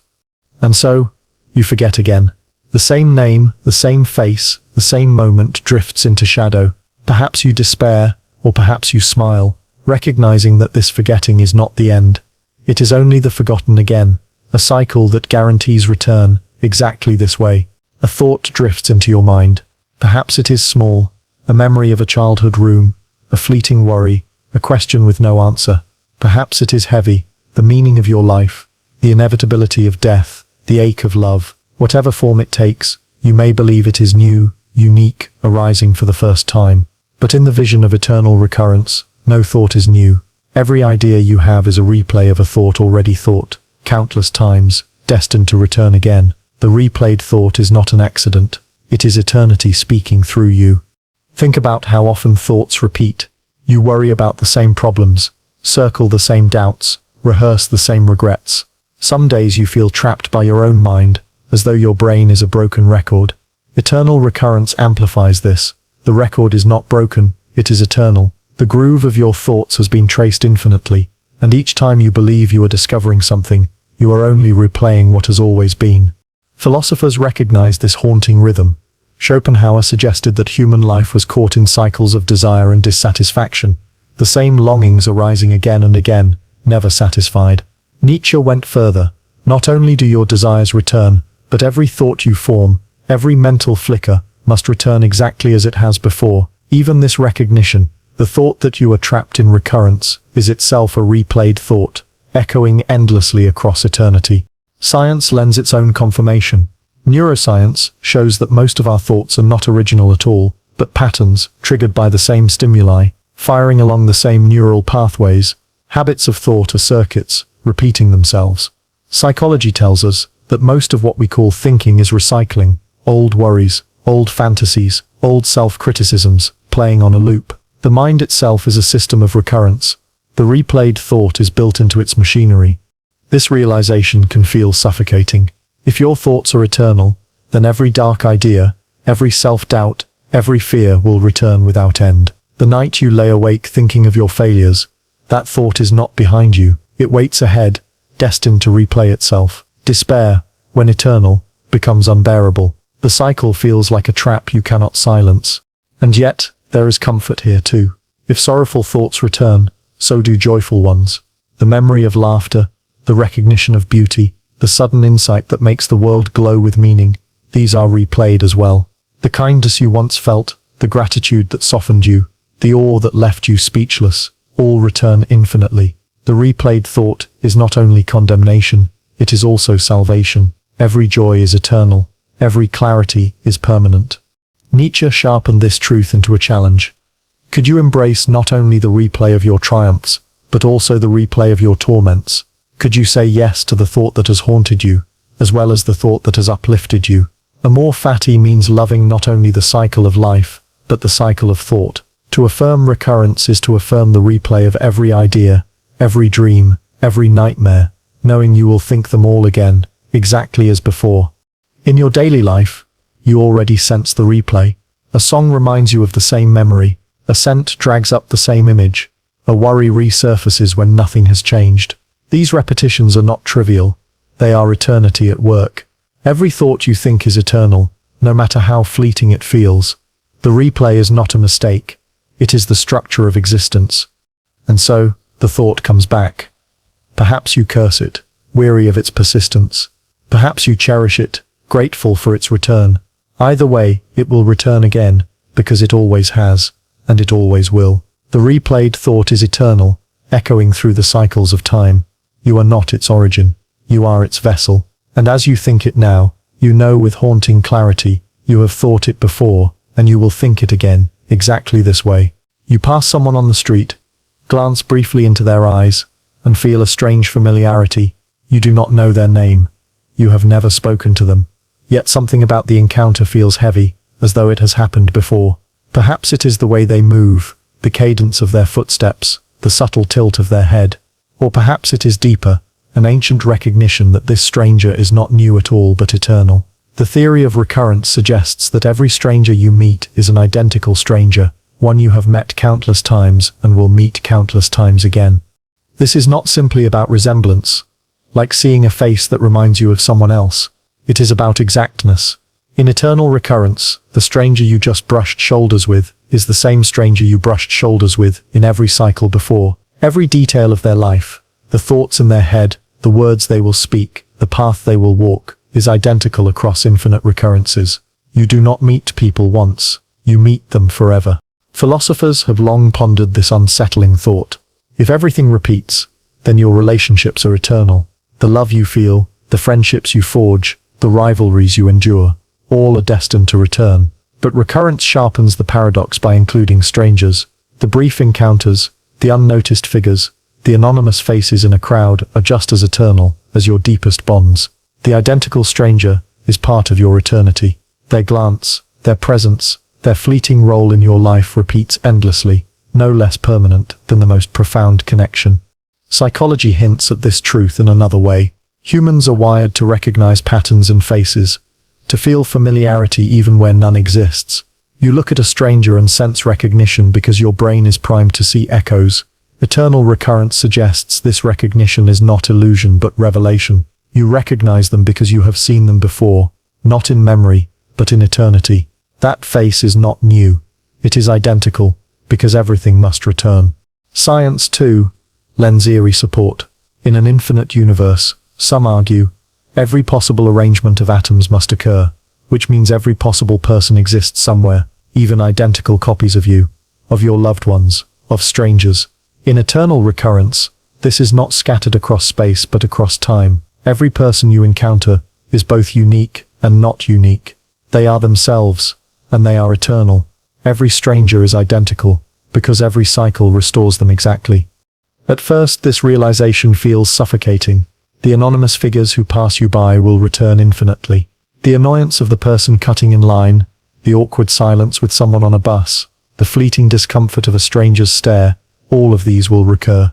You cannot escape them. Even those who mean nothing to you are eternal presences in your cycle. Every irritation is forever. Every fleeting discomfort is preserved. And yet, there is hidden beauty here. If strangers return eternally, then so do fleeting moments of grace. The smile from someone you never saw again, the kindness of a helping hand, the quiet solidarity of a glance in a crowded place. All of these, too, are eternal. The identical stranger is not only burden but gift, reminding you that even brief connections are permanent. What you thought was gone forever is only waiting for the cycle to bring it back. Nietzsche's challenge applies here as well. Could you embrace not only the eternal return of your loved ones, but also of every stranger you pass? Could you affirm the crowd, the anonymous multitude, the countless faces you neither remember nor care for, knowing they too are eternal companions? Amor fati demands nothing less. To love fate is to love not only what you cherish, but also what you overlook. The identical stranger is part of your destiny, whether you acknowledge them or not. In daily life, you already sense this. Have you ever locked eyes with someone you will never meet again, and felt the weight of the moment, as though it mattered more than it should? Have you ever felt the eerie recognition of a stranger's gesture, as if rehearsed? These are not trivial feelings. They are glimpses of eternity, hints that every stranger is not passing but recurring, not random but eternal. And so, you walk past them again, the identical stranger, carrying the same look, the same presence, the same role in your cycle. Perhaps you ignore them, or perhaps you wonder who they are. Either way, they will return. You will meet them again, exactly this way, because every encounter is eternal, even the briefest ones. The identical stranger is always waiting, forever, in the endless return. You glance at the clock, its hands turning with tireless regularity, and you believe it measures progress. The hour passes, the day ends, the week concludes, and you imagine yourself moving forward. But the truth beneath the ticking is darker. The clock does not measure progress at all. It measures repetition. 12 becomes 1, 1 becomes 2, 2 becomes 3, and eventually 12 returns again. The clock is not a line but a circle, binding you to recurrence. You do not escape time by following the hours. You are imprisoned by them. The clock is eternity's jailer. This prison feels subtle at first. You measure your life by deadlines, anniversaries, birthdays, as though each mark is unique. But every cycle of the hands repeats exactly. Every new year is the same orbit of Earth around the sun. Every new morning is the same rising of the sun. You have seen countless times before. Even your body obeys the prison's rules. Waking and sleeping, hunger and fullness, tension and release. The clock does not allow escape. It turns endlessly, dragging you through the same motions with perfect indifference. Philosophers have long warned about this illusion. Augustine wrote that time itself was elusive, the present always slipping away, the future always arriving, the past always vanishing. Nietzsche gave the illusion teeth, insisting that every tick of the clock is not just similar, but identical across eternity. The same second repeats, again and again, forever. The prison is not symbolic, it is real. You are condemned to live the same hour, the same minute, the same second, infinitely. Science reflects the same truth. Atomic clocks measure time by the vibration of cesium atoms. But what is a vibration except recurrence? A cycle repeated endlessly, counted until it becomes seconds. The very structure of timekeeping is built on loops. Even the cosmos, measured by expansion and collapse, may be governed by cycles far larger than your clock can hold. From the smallest vibrations to the largest motions of galaxies, recurrence rules. The clock is only its local warden. At first, the prison seems cruel. Every mistake you make is stamped into eternity by the ticking hands. The wasted hour, the restless night, the missed chance, none of them vanish. They recur. You cannot leave them behind, because the clock ensures their return. Time does not heal wounds in recurrence. It only reopens them. Every disappointment, every failure, is scheduled to return with flawless precision. But within the prison lies an odd mercy. If every sorrow repeats, so does every joy. The laughter you shared at 3 p.m. on a summer afternoon will return. The kiss at midnight will return. The quiet comfort of resting at dawn will return. The clock is not only your jailer, but also your archivist, preserving every detail for eternity. Nothing is ever lost. Even monotony carries hidden promise. What bores you now will bore you forever, but what delights you now will delight you forever too. Nietzsche's question presses harder here than anywhere. Could you embrace each moment, knowing it will return with every tick of the clock? Could you say yes not only to the hours of triumph, but also to the hours of tedium and despair? Amor fati demands this affirmation. To bless the prison is the only way to live inside it without despair. If you curse the clock, you curse forever. If you bless it, you bless forever. In daily life, you already feel the weight of this prison. Have you not noticed how some hours stretch endlessly, while others vanish too quickly, only to reappear again the next day? Have you not felt the strange familiarity of schedules, routines, rituals? The hours are not new, they are eternal. Your life is not lived forward, but repeated in cycles carved by the clock's face. And so, the hands turn again. The same second strikes, the same hour returns, the same day unfolds. Perhaps you see the clock as your cage. Perhaps you see it as your keeper. Either way, the truth remains, you are living in the clock's prison, and you always have, and you always will, exactly this way. You like to believe mistakes fade with time, a slip of the tongue, a wrong turn, a poor decision. You tell yourself they are in the past, that you can move on, that you will not make them again. But in the philosophy of eternal recurrence, mistakes are not erased, they are reborn. Every error you commit is destined to return, exactly as it was, played out in infinite repetition. The reborn mistake is not just memory, it is eternity replaying your flaws with relentless precision. This thought is difficult to bear. It is one thing to live with regret once, but quite another to realize that regret is permanent. The cruel word you spoke in anger will echo forever. The opportunity you ignored will always be ignored. The betrayal, the failure, the stumble, they are eternal companions, destined to return with flawless timing. In recurrence, you cannot undo them, because there is no undoing. The cycle does not permit revision. The mistake is eternal, just as much as joy is eternal. Philosophers have long reflected on error. Augustine saw sin as an indelible mark, requiring grace to redeem it. In Buddhism, mistakes are karmic patterns, binding you to cycles of rebirth until you awaken. Eternal recurrence intensifies this. You do not simply bear your mistakes once or until they are cleansed. You live them endlessly. Awakening does not erase them. The reborn mistake is the architecture of recurrence itself. Science adds a metaphor in the way nature repeats errors. Genetic mutations recur across generations. Habits repeat themselves in behavior, even when harmful. The brain is wired for loops. The same synapses firing again and again, reinforcing bad patterns. Eternal recurrence magnifies these realities into eternity. Every flawed choice is a mutation preserved. Every bad habit, an eternal pattern. Every stumble a permanent part of existence. At first, the reborn mistake feels like punishment. To know you will always fail in the same ways is suffocating. You long for growth, for improvement, for leaving behind old versions of yourself. But recurrence denies that comfort. You do not escape the mistake, you relive it, again and again. The sting of shame, the ache of regret, all return in perfect fidelity.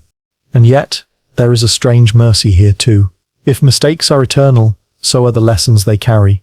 The regret you feel returns not only as pain, but also as understanding. Each time the mistake is reborn, so is the opportunity to embrace it differently in your heart. Perhaps you cannot erase the action, but you can change your relationship to it. To despise your mistake is to despise it forever. To accept it, even to bless it, is to bless eternity itself. Nietzsche's challenge strikes deeply here. Could you affirm even your mistakes, knowing they will recur endlessly? Could you say yes to the wrong turns, the humiliations, the failures, not because you wish for them, but because they are necessary to the cycle? Amor Fati demands this radical affirmation. To love fate is to love not only what you cherish, but also what you regret. To bless the reborn mistake is to bless life itself. In your daily life, you already feel this pattern. How often do you repeat the same errors, forgetting the same detail, breaking the same promise, falling into the same habit? You scold yourself for not learning, but perhaps it is not failure. Perhaps it is eternity reminding you of the cycle. You are not failing again. You are fulfilling recurrence. The mistake is not just yours. It belongs to eternity. And so, the mistake returns. The same word spoken carelessly, the same hesitation at the wrong time, the same act you wish you could erase. Perhaps you curse it, perhaps you weep over it, but it does not vanish. It is reborn endlessly, stitched into the fabric of existence. The only choice left to you is how you meet it, with despair or with the haunting courage of affirmation. The reborn mistake will always be there, waiting for you, and as you live it once more, you realize with chilling clarity, this is not the first time, and it will not be the last. The mistake is eternal, and so is the chance to embrace it. A mirror does not invent an image. It only repeats what stands before it. When you gaze into it, you see yourself reversed, duplicated, thrown back at you with perfect precision. In the theory of eternal recurrence, life itself becomes such a mirror. Every gesture, every thought, every moment is reflected endlessly, repeating back to you with flawless fidelity. What you live now is not happening once. It is the reflection of eternity, and it has already returned countless times. The reflection does not fade. It repeats forever. You sense this in uncanny ways. The way someone's laugh reminds you of another laugh. The way a street corner feels eerily familiar. The way you say something and hear yourself, as though you've spoken it before. These are reflections repeating back, fragments of eternity showing themselves in everyday life. They are not coincidences. They are confirmations. The cycle is holding up its mirror, and you are looking into it again. Philosophers have long been drawn to the imagery of reflection. Plato described human experience as shadows and reflections of eternal forms, imperfect copies of a higher truth. In Hinduism, the world itself is Maya, an illusion, a reflection of deeper reality. Eternal recurrence intensifies this. The reflections are not illusions but exact repetitions. They are not distortions of truth, but truth itself, replayed endlessly. You are not glimpsing a copy, you are glimpsing the original, returning forever. Science, too, offers metaphors for these reflections. Physics describes symmetry as a law of reality, particles mirrored in charge or spin, forces repeating themselves in reversed forms. Light itself behaves as reflection, bouncing endlessly, carrying images across time and space. Even consciousness operates in mirrors. Mirror neurons fire when you act and when you watch others act, reflecting experience back to you. The universe, at every level, insists on reflection. Eternal recurrence is simply the largest mirror of all. At first, these reflections feel like imprisonment. To see the same image forever, to live the same detail without change, is suffocating. You long for novelty, for freedom, for something not yet seen, but recurrence denies you this comfort. Every reflection you see has been seen before. Every moment is already a repetition. The mirror does not allow escape, it only repeats. And yet, within this repetition, lies strange beauty. If everything reflects endlessly, then nothing is truly lost. The smile you once gave is not gone. It repeats. The love you once felt is not gone. It repeats. Even the smallest gesture, the raising of an eyebrow, the way you held a cup, is eternal in the mirror's cycle. Reflections repeating back mean preservation. Nothing vanishes, everything returns. Nietzsche's challenge presses itself against this truth. Could you affirm even the reflections knowing they are endless? Could you say yes not only to the original, but to every repetition, every echo, every mirror image of your life? Amor Fati requires this affirmation. To love fate is to love not only what happens but its eternal return, its endless reflection. To curse the mirror is to curse forever. To bless it is to bless eternity. You already sense these reflections in daily life. Have you not noticed yourself repeating the same joke, the same phrase, the same expression, as though rehearsed? Have you not walked into a room and felt the same mood descend, the same patterns of behavior play out? These are not trivial. They are the mirror of eternity, reflecting back to you what has always been. Every detail is an eternal image, repeating itself in perfect precision. The reflections also reshape identity. Who you are is not a single forward-moving self, but a mirrored being, repeated across infinite cycles. Your identity is not linear but recursive, the same patterns reflecting back again and again. The person you call you is not created once, it is reflected eternally. And so you stand again before the mirror.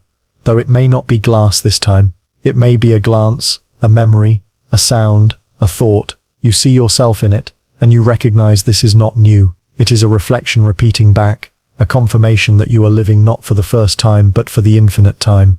The mirror does not lie, it only repeats. And you, caught in its endless surface, are destined to see yourself again, exactly this way. Every farewell feels final in the moment. You part from someone with the weight of loss pressing against your chest. A wave, a hug, a last word lingers as though it seals something unrepeatable. Yet in the vision of eternal recurrence, no goodbye is ever final. Every departure is destined to return, every farewell repeated infinitely. The same goodbye is not just memory, it is eternity itself, replaying your partings with exact fidelity, again and again forever. Think of the goodbyes you have spoken. to loved ones at train stations, to friends fading out of your life, to family members lowered into the silence of death. Each felt singular, unbearable, unrecoverable, but recurrence whispers, "You have already spoken those words countless times. You have already wept those tears. You will do it again, infinitely." The same goodbye is eternal, stitched into the loop of existence so tightly that it can never be undone. Philosophers have long reflected on the permanence of parting. In the West, farewells often symbolize endings, the line of time closing behind us. In Eastern traditions, however, parting is folded into cycles. In Buddhism, death is not final, but part of rebirth. Hindu philosophy speaks of return, where souls meet again in different forms. Eternal recurrence takes this further. You do not meet again in different forms, but in the exact same ones, the same faces, the same embraces, the same goodbyes. Science hints at this in its rhythms. The sun sets each day, and yet it also rises again, repeating endlessly. Cells die in your body, replaced by new ones, the cycle continuing without end. Even galaxies are born and destroyed in patterns that repeat. Farewell and return are not opposites, but partners. Each goodbye contains within it the certainty of recurrence. At first, this feels unbearable. If every goodbye repeats, then every grief is eternal. The pain of loss does not fade into the past. It returns with flawless precision. You will lose them again. You will ache again. You will stand at graves, at doors, at platforms, whispering the same words you once thought final. There is no escape. The same goodbye imprisons you in endless grief. And yet, the cycle carries comfort as well. If you say goodbye infinitely, you also say hello infinitely. Every reunion, every embrace, every shared moment of love is eternal. You will meet them again, with the same joy, the same laughter, the same closeness. The goodbye is heavy, but the return is guaranteed. Eternity preserves both. The same goodbye is also the promise of the same beginning. Nietzsche's challenge applies here too. Could you affirm not only the joys of reunion, but also the sorrows of goodbye, knowing both are eternal? Could you bless the partings as well as the meetings, the grief as well as the love? Amor Fati demands this affirmation. To love fate is to love the cycle as it is, without wishing it different. To curse the goodbye is to curse eternity. To bless it is to bless the eternal return of love itself. In your daily life, you glimpse this in small ways. You leave work each day, saying goodbye to colleagues, only to repeat it again tomorrow. You kiss someone goodnight, only to do so again the next night. These small partings are echoes of eternity, rehearsals of the larger farewells. You already live inside the rhythm of recurrence, even in the ordinary. And so you speak the words again, the same hug, the same wave, the same parting glance. Perhaps you despair, or perhaps you smile, knowing it will return. Either way, the goodbye is eternal. The same goodbye waits for you in every cycle, carrying both grief and promise, both ending and beginning. And as you whisper it now, you know with haunting clarity, you have spoken it before, and you will speak it again, exactly this way. Life often feels like a series of small, repeating tasks. You wake, wash, eat, work, rest, and begin again. At times this cycle feels dull, almost meaningless, a grind of sameness with no true progress. Yet in the vision of eternal recurrence, this daily repetition is not trivial but cosmic. The infinite routine is not a flaw in life's design. It is the design. Every cup of tea, every step to work, every sigh at the end of the day is eternal.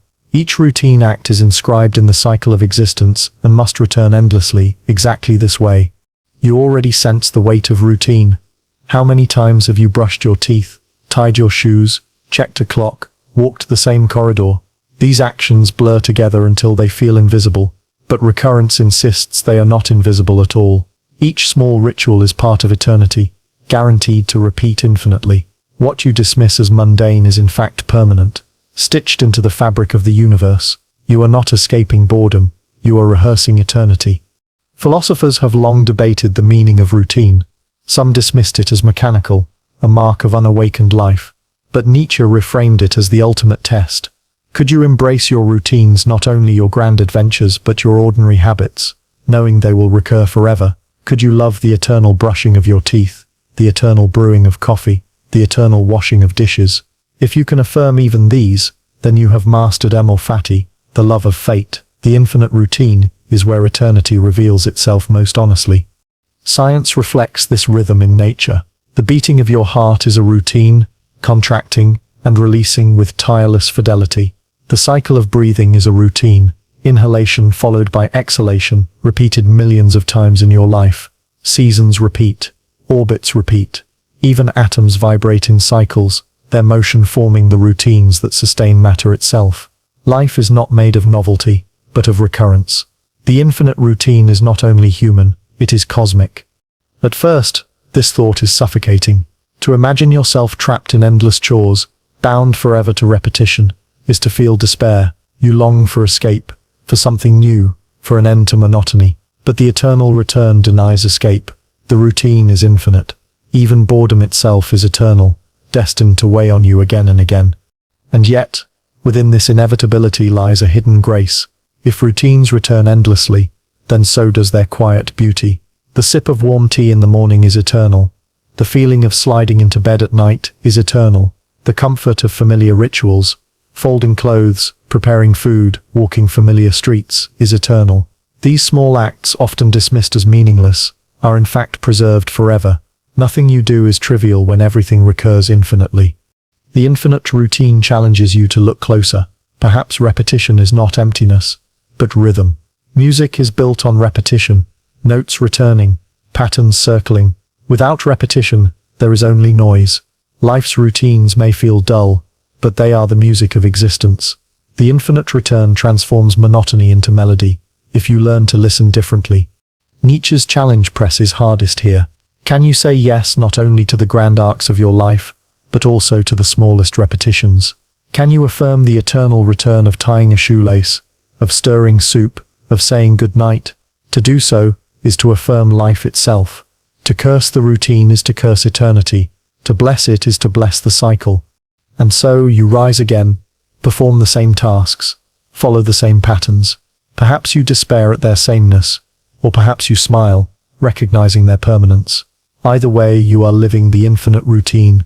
It is not a burden to escape, but a truth to embrace. Every small act you do now, even reading these words, is eternal. You have done it before. You will do it again, exactly this way. Dreams feel fleeting, dissolving the moment you wake, yet some return with uncanny persistence. You dream of walking the same streets, of meeting the same people, of standing in the same impossible rooms. The images blur and shift, but the feeling is always familiar, as though you've dreamed it before. In the vision of eternal recurrence, this is no illusion. Every dream is a recurrence. The same dream has unfolded endlessly in the cycles of time, and it will unfold again, exactly this way. You do not dream once, you dream forever. Psychology explains dreams as the mind processing memory, weaving fragments into stories. Freud saw them as hidden desires. Jung saw them as archetypes, timeless symbols recurring across cultures. But eternal recurrence gives dreams a deeper weight. They are not only psychological but eternal, that nightmare you cannot shake. That comforting dream of flight or reunion. These are not singular events. They are stitched into eternity, destined to repeat as surely as waking life itself. The recurrent dream is not merely imagination. It is eternal memory. Science lends its echoes. During REM sleep, the brain loops through patterns of activity, repeating cycles through the night. Dreams themselves recur because the brain is rhythmic, built on repetition. The circuits of thought replay themselves endlessly. What feels like novelty in a dream is often recombination, the return of old images. Eternal recurrence magnifies this. The recombination is eternal, the dream itself preserved forever in the cycle. At first, this thought is unsettling. If every dream repeats, then every nightmare is eternal. The terror you feel as you fall, the panic of being chased, the grief of losing someone, these are not one-time fictions. They return endlessly, lived again and again in the endless spiral of recurrence. You cannot escape them, not even in sleep. The night itself is bound to the cycle. And yet, there is comfort here as well. If nightmares repeat, so do dreams of joy, the dream of flying, of love rekindled, of impossible beauty. These are eternal. You will wake with the same sense of wonder, again and again. The recurrent dream is not only burden but gift, a promise that even in eternity, imagination will return to you. Nietzsche's challenge of amor fati extends even into sleep. Could you affirm not only your waking life, but also your dreams, knowing they too are eternal? Could you say yes to every nightmare as well as every vision of joy? To bless your fate is to bless even the contents of your sleep, because they are part of the cycle. To curse a dream is to curse it forever. To bless it is to embrace eternity. You already feel the pull of the recurrent dream in daily life. How often do you wake from a dream and realize you've dreamed it before? How often do familiar places or people reappear in your sleep, even after years? These repetitions are not trivial. They are hints of recurrence, glimpses of the eternal structure that binds both night and day. And so, you close your eyes again. The same dream begins to unfold. The same streets, the same voices, the same uncanny recognition. Perhaps you dread it, or perhaps you welcome it. Either way, you cannot escape it. The recurrent dream will return, exactly this way, because even sleep belongs to eternity. You have always felt it, even if you have never named it. The sense that your life follows a path already drawn, a road already walked. You make choices, you take turns, yet something deeper guides you back to the same intersections, the same encounters, the same struggles. The theory of eternal recurrence declares that this is not only metaphor, it is literal. Destiny is a looping road, one you have traveled countless times before, and one you will travel countless times again. Every stone underfoot, every horizon you face, every step you take is inscribed in eternity, and your journey along it is eternal. The looping road is not a line but a circle. You may believe you are moving forward, but in truth, you are walking a path that returns you to its beginning. Time, under eternal recurrence, does not unfold into infinity, but coils into itself, a serpent swallowing its tail. You do not progress into something new, you return to what has already been. Every decision, every fork in the road, is already chosen. You will stand at that same fork again, and again without end. Think of the roads you have walked in your own life, the route to your childhood home, the streets you take to work, the hallways of schools, the corridors of hospitals, the worn paths of your neighborhood. You return to them, again and again, until they are etched into your memory. Eternal recurrence magnifies this familiarity. It tells you that these routes are not merely personal memories but eternal repetitions. You have walked them in every cycle of existence, and you will walk them again, exactly this way. Destiny has long been a paradox in human thought. Do we choose our lives, or are they chosen for us? Recurrence sharpens the question into a blade. If your life repeats endlessly, then every choice is both free and predetermined. You choose, but you have already chosen, and you will choose again. The looping road gives you no escape from choice, but no novelty either. The crossroads you face today is the same crossroads you faced 1,000 times before, and the same one you will face 1,000 times again. Science offers strange reflections of this idea. In physics, space-time can curve, looping in ways that defy linear thought. Some cosmological models even suggest a cyclic universe, expanding, contracting, and beginning again in endless repetition. The road of existence may truly be circular, written into the very structure of reality. Your personal path, then, is not separate from the universe, but woven into its eternal fabric. To walk your road is to walk the road of the cosmos itself. At first, the idea is crushing. To imagine destiny as a looping road is to imagine being trapped. You may feel like a traveler doomed to circle the same route forever, seeing the same landscapes, meeting the same strangers, suffering the same storms. The promise of something new dissolves. The hope of escape vanishes. The road does not end, and it does not change. And yet, within this loop lies an invitation. If every step is eternal, then each step holds infinite weight. The act of walking becomes sacred. The repetition of the journey becomes meaningful. To recognize the looping road is to see life not as a prison, but as a chance to walk deliberately. If you must return to this road forever, why not walk it with care? Why not learn to love its turns, its weather, its rhythms? Nietzsche pressed this very point. Amor fati, the love of fate. Could you love the looping road, not despite its repetitions, but because of them? Could you affirm each step, knowing you will step it again? The test of recurrence is not whether you can escape the road, but whether you can embrace it fully, blessing its loops as part of existence itself. To curse the road is to curse yourself forever. To bless it is to align with eternity. Perhaps you have already felt flashes of this. A sudden recognition while traveling a familiar route, a déjà vu when turning a corner. The sense that you are not only retracing steps from your own memory, but from some deeper, eternal pattern. These moments are not illusions. They are glimpses of the looping road, the reminder that you have been here before and will be here again. And so, you walk on. The same road unfolds, the same bends, the same milestones. You cannot escape it, because it is destiny's design. But you can learn to see it differently. Each repetition is not emptiness but eternity. Each loop is not a prison, but a pattern. The looping road is yours, and it is eternal. You have walked it before, you will walk it again, exactly this way. No matter how far you walk, the horizon always seems to remain the same distance away. You chase it, step after step, yet it does not come closer. The theory of eternal recurrence transforms this simple observation into a cosmic metaphor. Your life is lived beneath a fixed horizon. No matter how much you change, no matter how far you believe you've traveled, you return to the same view. The horizon does not shift. It is eternal. Think of your goals, your dreams, the futures you imagine. They shimmer in the distance, promising something new. You take steps toward them, believing progress is real. Yet, in recurrence, progress is an illusion. You always reach the same outcomes, the same conclusions, the same endings. You may believe you are moving toward novelty, but in truth, you are circling back to what has already been. The horizon is fixed, and so is your path. This is not simply despair, though it can feel like it. To imagine that your life's ambitions are eternally locked in place is to feel the weight of futility. Why struggle? Why strive? Why push forward if you are only destined to repeat? The horizon seems like a cruel trick, baiting you with hope, but never letting you reach it. Yet within that fixity lies an invitation to rethink how you see your life. Science provides its reflections again. In cosmology, the observable universe itself has a horizon, a limit beyond which we cannot see. No matter how powerful our telescopes become, there will always be a boundary we cannot cross, because light itself has not had time to reach us.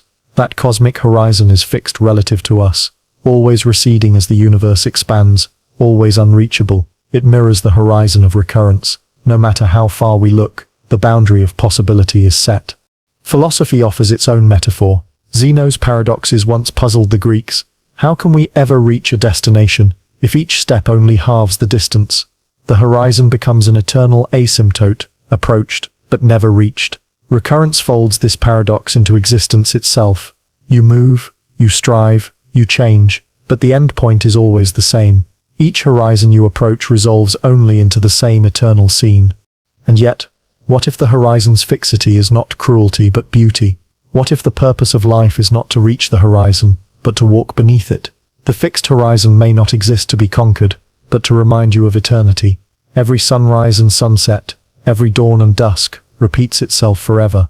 The sky is not asking you to arrive, but to witness. To live beneath the horizon is to live within recurrence itself. In your personal life, you have felt this truth. How many times have you pursued a dream, only to find yourself circling back to where you began? A career path that seemed new, but echoed an old desire. A relationship that felt like discovery but mirrored the past. A city that promised reinvention, but became another repetition of old patterns. These are not failures. They are reminders. The horizon is fixed. The scenery of your life unfolds beneath it, eternally. Nietzsche's question returns. Could you affirm this?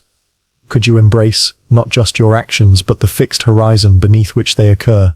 Could you love the fact that every struggle, every pursuit, every fleeting hope will repeat forever under the same eternal sky? To say yes is to embrace amor fati at its deepest level.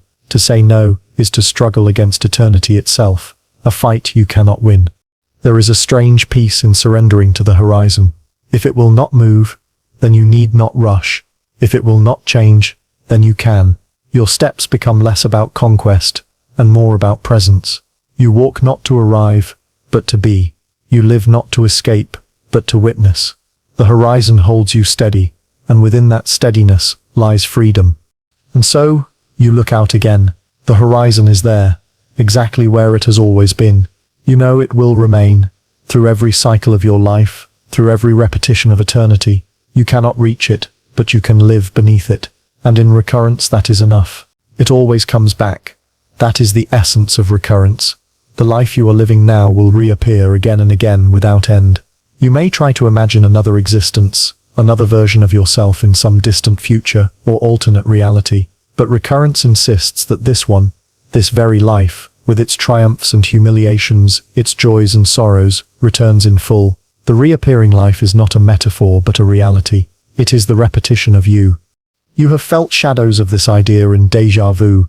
You enter a room and feel you have already stood there, already spoken these words, already felt this exact pulse of the moment. For most, it is dismissed as a glitch of memory, but recurrence whispers, no, you have been here before. The life you live now has reappeared countless times, and will reappear countless more. You are living your own echo. The reappearing life carries with it a strange weight. On one hand, it means you are forever trapped. The mistakes you made yesterday will be made again. The heartbreak you endured will tear you open again. The losses you suffered will return. The same grief will fall on your shoulders. The same regrets will resurface. Nothing can be avoided, because everything is inevitable. To think of recurrence is to think of eternal burden. But on the other hand, the reappearing life gives extraordinary significance to every detail. If you must live this life again, then every word you speak, every gesture you make, every glance and breath becomes eternal. What you are doing now is not fleeting. It will echo forever. To live carelessly is to condemn yourself to carelessness forever. To live with awareness is to affirm eternity.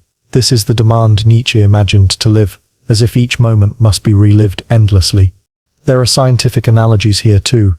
Physicists sometimes imagine a block universe, where past, present and future exist all at once. From that perspective, your life is already complete, every event fixed. You are not moving through time, but experiencing one slice of the whole. Eternal recurrence reframes that. Instead of a single block, it is a reel of film projected endlessly, replaying every frame, every flicker of light. The life you see on the screen reappears each time the projector turns. Psychology gives another glimpse. Think of habits, of patterns of thought and behavior that circle back no matter how you resist. The same fears return, the same desires resurface, the same arguments repeat. You are living a reappearing life not only across cosmic cycles but within your own days. The loops of your psyche mirror the loops of existence. Is this comforting or horrifying? The answer depends on how you choose to face it. For some, the reappearing life is despair. Why bother, if nothing can change? Why struggle, if every mistake is eternal? Why hope, if every failure repeats? For others, it is liberation. If this life reappears forever, then it is already enough. There is no elsewhere, no escape, no future perfection to chase. This life, its flaws and glories, is the only one, and it is eternal. To embrace the reappearing life is to shift your gaze. Instead of running from pain, you lean into it. Instead of dismissing small joys, you exalt them. That smile exchanged with a stranger, that song heard at dusk, that moment of laughter, they are not trivial. They will come again and again forever. In recurrence, nothing is wasted. Everything is preserved. The reappearing life also redefines identity. You may believe you are a singular self moving through a single arc, but in recurrence you are infinite selves, endlessly reappearing. Each time you live this life, you are you, yet you are also one of countless repetitions of you. Identity becomes a mirror hall, the same face reflected infinitely, yet never new. To see yourself is to see every self you have ever been, every self you will ever be. And so, you stand in this moment, the reappearing life unfolding around you, the sky overhead, the ground beneath your feet, the breath in your chest. All of it has been before. All of it will be again. You are not only living once, you are living forever. This exact life will return, not once, but eternally. To resist is to drown in despair. To accept is to glimpse eternity. The reappearing life is not far away. It is here, it is now, and it will be, forever. Imagine carrying the same stone, not just once, not just for a day, but for eternity. Each time you place it down, believing at last that the burden is gone, you are placed back at the beginning, with the same stone waiting in your hands. This is the cycle's weight, the gravity of recurrence pressing down, not as a metaphorical cloud, but as an eternal fact. Every joy, every failure, every sorrow, every fleeting success returns to your shoulders with absolute certainty. The heaviness of this idea is almost unbearable when first considered. To live once is already difficult, to endure suffering and confusion and grief, but to live the same pains infinitely, to reopen wounds without end, to repeat mistakes that never heal, to to grieve the same deaths eternally. That is the true weight of recurrence. It is no wonder many recoil from the idea. It seems less like philosophy and more like punishment. Nietzsche himself framed this as the ultimate test. If a demon were to whisper in your ear, "This life, exactly as you have lived it, will return, endlessly with no change," would you fall into despair, or would you embrace it with joy? To embrace it would mean not just tolerating the cycle's weight, but affirming it. To reject it would mean rebelling against eternity itself, a rebellion that cannot succeed. The cycle does not break, it repeats.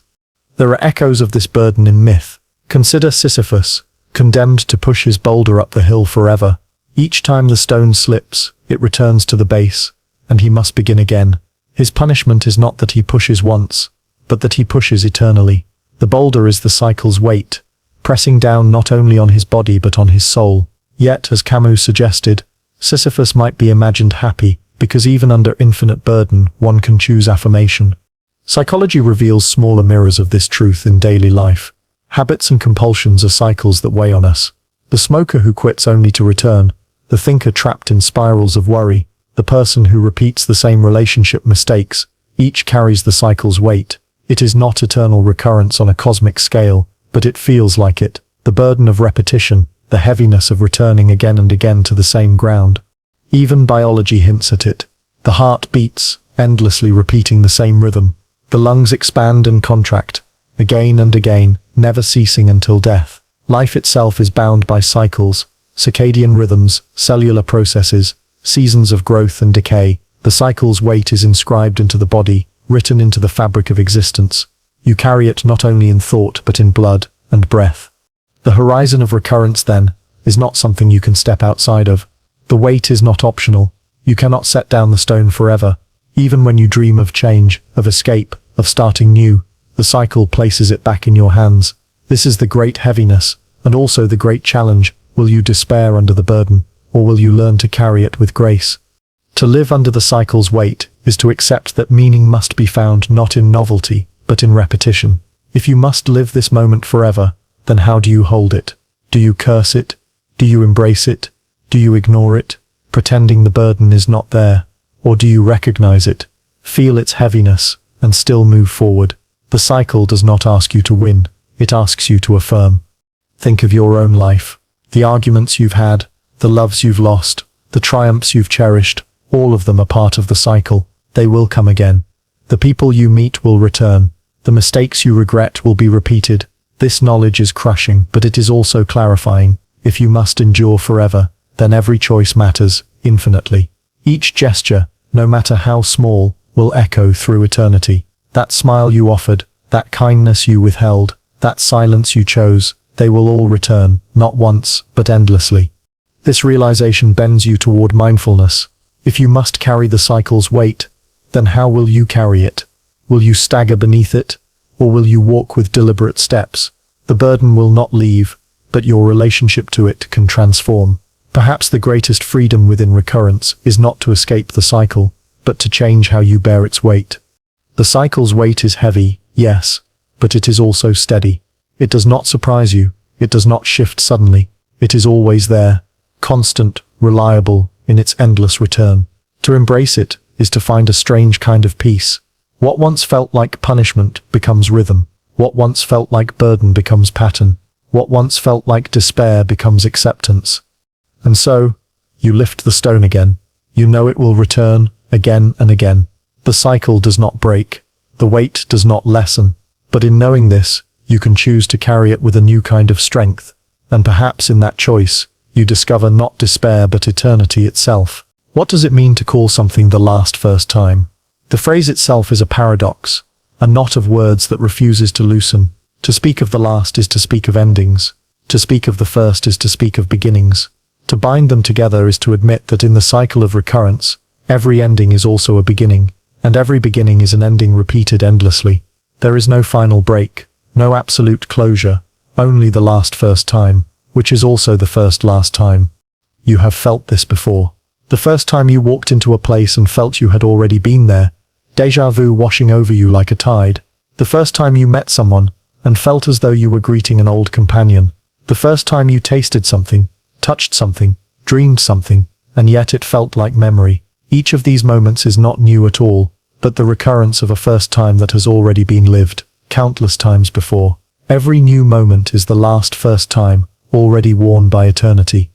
The cycle folds beginnings into endings, endings into beginnings. Death too is not final. It is the last moment of one cycle but also the first of another, the same cycle returning. To die is to be reborn into the same life, to open your eyes into the same childhood, to stumble into the same choices, to greet the same joys and despairs.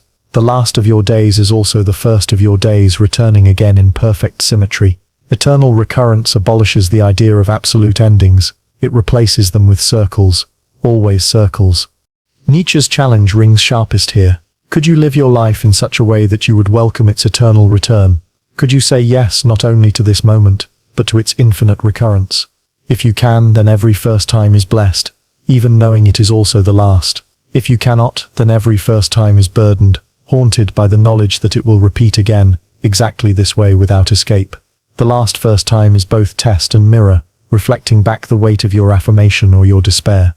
Science hints at circles hidden in matter itself. Atoms vibrate in repeating rhythms, DNA coils in spirals, galaxies whirl in endless arcs. Life is not linear. It is structured by cycles, rhythms, returns. Even time itself may not be a straight arrow but a loop, curving back upon itself. If the universe is cyclical, then so too are all first times. Your life is not a line with a single beginning and end, but a loop where the first is always also the last. And still, there is beauty here. To realize that this is the last first time does not have to crush you. It can awaken you. It can remind you that this moment, drinking tea, reading these words, listening to the hum of the world around you, is eternal. You will return to it. You have already been here. You will be here again. The ordinary becomes luminous under recurrence, because it is never merely once, it is forever.